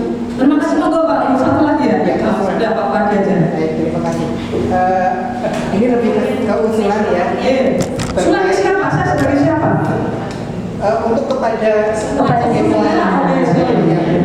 kepada CGP dan juga nanti yang semoga bisa tertularkan kepada teman-teman semuanya. Jadi kita kan masih belum banyak paham terkait dengan 5 fungsi kontrol dan segitiga restitusi. Oleh karena supaya kita benar-benar paham nih, misalnya untuk langsung aja, karena beberapa teman kita ada yang versinya itu PBL banget gaya belajarnya gitu ya. Kayak Bu Vira ini kan PBL banget ya. Ya kalau jadi Bu Vira itu nggak bisa belajar memahami restitusi itu kecuali ketemu Yusuf kemarin itu akhirnya belajar. Nah itu kan berarti kan PBL banget ya. Oleh karenanya mungkin ada guru yang modelnya seperti itu, maka bisa difasilitasi dengan misalnya ya contoh usul saja tadi.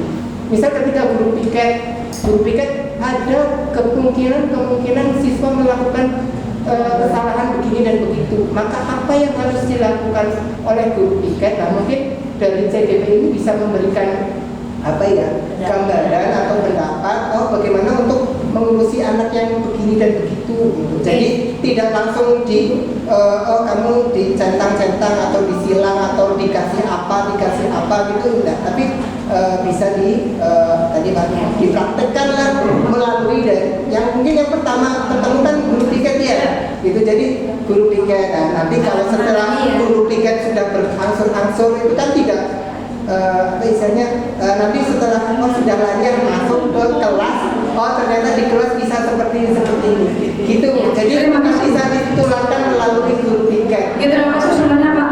Tapi sebuah perhatian besar untuk teman-teman. Kalau saya tuh melihat teman-teman sebenarnya, kalau saya dengar tadi di saat memanggil siswa yang bermasalah itu sudah sedikit melakukan restitusi itu sendiri, walaupun tidak tiga tahun dilaksanakan. Benar, saya tadi mendengar Bulalang manggil ya. Ngapain tadi kamu berantem? Ya, itu istilahnya tidak dengan betul, tapi memang belum sampai ke tahap terakhir. Itu saya juga belajar pada waktu doa ya istilahnya. Saya kalau manggil, pernah berantem mana nggak bisa gitu kan? Ya, saya sebelum belajar waktu ini saya biasa begitu. Pernah berantem. Ya, maka sekarang saya bisa. Aduh Mas, ngapain berantem? Ngapain berantem? Oke, berantem itu ya boleh.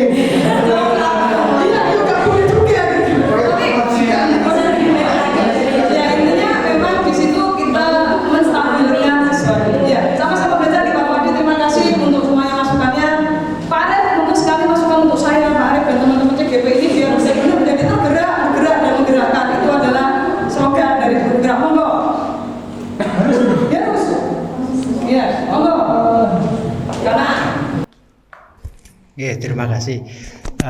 Menarik ya. Yang menarik tadi yang 5 pengontrol tadi Bu. Apa?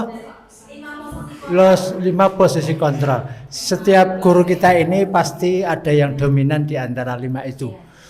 Cuma penjelasan tadi itu seolah-olah menggiring bahwa yang paling baik itu adalah bagian manajer. Padahal itu tidak juga.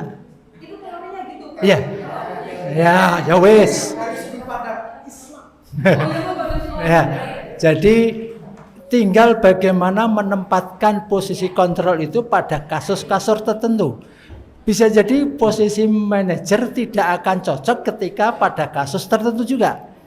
Maka ini harus ditempatkan, jangan menempatkan bahwa ini yang paling rendah ini adalah penghukum. Penghukum itu bukan suatu yang jelek, bukan, tapi itu memang diperlukan ketika posisi harus menjadi penghukum.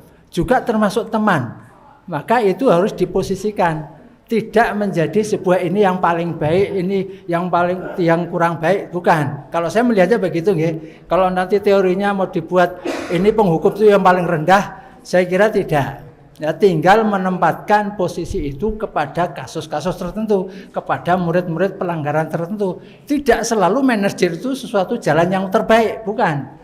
Maka ini tadi penjelasannya sudah bagus, cuma seolah-olah penjelasannya itu seperti meranking, sehingga yang paling baik itu adalah posisi manajer, dan itu saya kurang sepakat. Oke. Jadi itu harus ditempatkan pada posisi tertentu, karena kita kebanyakan mungkin ada beberapa guru yang merasa saya ini penghukum banget. Lah terus untuk menjadi manajer sulit. Jadi aku guru sing ra cetha iki. Bisa jadi seperti itu. Nah, sehingga posisi itu akan merendahkan guru-guru, Bu. Kalau merankingkan itu secara otomatis akan merendahkan guru-guru yang punya domainnya yang penghukum atau yang lainnya, dan akan meninggikan menjadi agak ujub juga nanti yang punya gaya manajerial, wah saya udah bener nih, yang paling baik nih. Nah, itu tidak juga. Maka harus bisa menempatkan pada tempat yang kasus yang semestinya begitu. Oke, kalau yang itu aja. Sebenarnya ada satu lagi. Oke, terima kasih, Matur nuwun. Terima kasih Pak Arif, karena ini sebenarnya iya. Jadi semua 1, 2, 3 itu kita belajar menjadi posisi manajer, di mana kita menggiring siswa ke dalam penyelesaian dengan cara diskusi. Tapi nggak apa-apa, kita diskusi Pak Arif. Saya kira itu ya teman-teman, terima kasih atas antusiasmenya sore ini dari saya dan teman-teman. Untuk selanjutnya saya kembali lagi ke moderator. Saya Rindu tepuk 1. Terima kasih. Wassalamualaikum. Waalaikumsalam warahmatullahi wabarakatuh. Ini seru. Baik, terima kasih kepada Ustaz dan Ustazah atas penjelasannya yang luar biasa gitu ya. Tadinya belum paham dan belum memahami terkait dengan materinya, tapi setelah menyampaikan ternyata luar biasa gitu. Nah, memang Ustazah kalau bisa disimpulkan dari apa yang tadi kita pelajari bersama, di sini yang pertama kami memang tidak menggurui, kami hanya berbagi ilmu yang kami dapatkan begitu. Kemudian marilah yang namanya paradigma baru, paradigma memang merubah pandangan kita dari yang fixed mindset tadi menjadi growth mindset, begitu Ustazah. Jadi bagi yang memang mungkin banyak yang belum bisa menerima bahwa 5 posisi kontrol guru ini memang ya belum bisa diterima saya melihat dengan secara seutuhnya oleh Ustazah dan mungkin kita bersama. Tapi marilah kita perlahan-lahan bersama-sama belajar bersama. Memang ini nanti hasilnya tidak akan terlihat besok atau lusa, tapi memang membutuhkan waktu yang jangka begitu. Nah, untuk mencapai kita menjadi kontrol manager kita itu memang kita akan melalui beberapa tahapan kontrol tadi ya sebagai posisi kontrol. Maka dari itu yang kita perlu ubah yaitu keyakinan kelas atau keyakinan universal kita yang memang belum kita miliki. Kita baru memiliki peraturan. Maka dari peraturan inilah terlahirlah guru yang memiliki posisi kontrol sebagai penghukum. Karena memang dari hukuman dan konsekuensi itu yang bisa kita berikan. Karena memang kita belum memiliki nilai keyakinan universal. Begitu. Nah, karena waktunya yang sudah terbatas, Ustazah. Oke, baik. Dari kami mungkin sekian materi atau pelajaran yang bisa kami sampaikan untuk kita pelajari bersama-sama, terkhusus saya sendiri dan Ustazah Ustazah di sini sebagai pemateri. Sekali lagi mohon maaf jika dari kami banyak sekali kekurangan ataupun kebingungan nanti yang malah dirasa oleh Ustazah. Monggo nanti kita bisa diskusi di luar forum ini. Karena keterbatasan waktu, maka izinkan saya berpantun sebentar. Tidak pandai berpantun sih, tapi coba ya. Burung cendrawasih terbang rendah di atas sawah. Terima kasih kami sampaikan kepada Ustadz dan Ustazah sekalian. Sekalian ini sudah tidak masuk pantun ya. Karena telah mensupport kegiatan kami diseminasi ini, kegiatan sekolah. Insya Allah kami merasa kami adalah delegasi sekolah. Jadi kewajiban kami adalah sharing ilmu kepada ustaz-ustazah yang lain.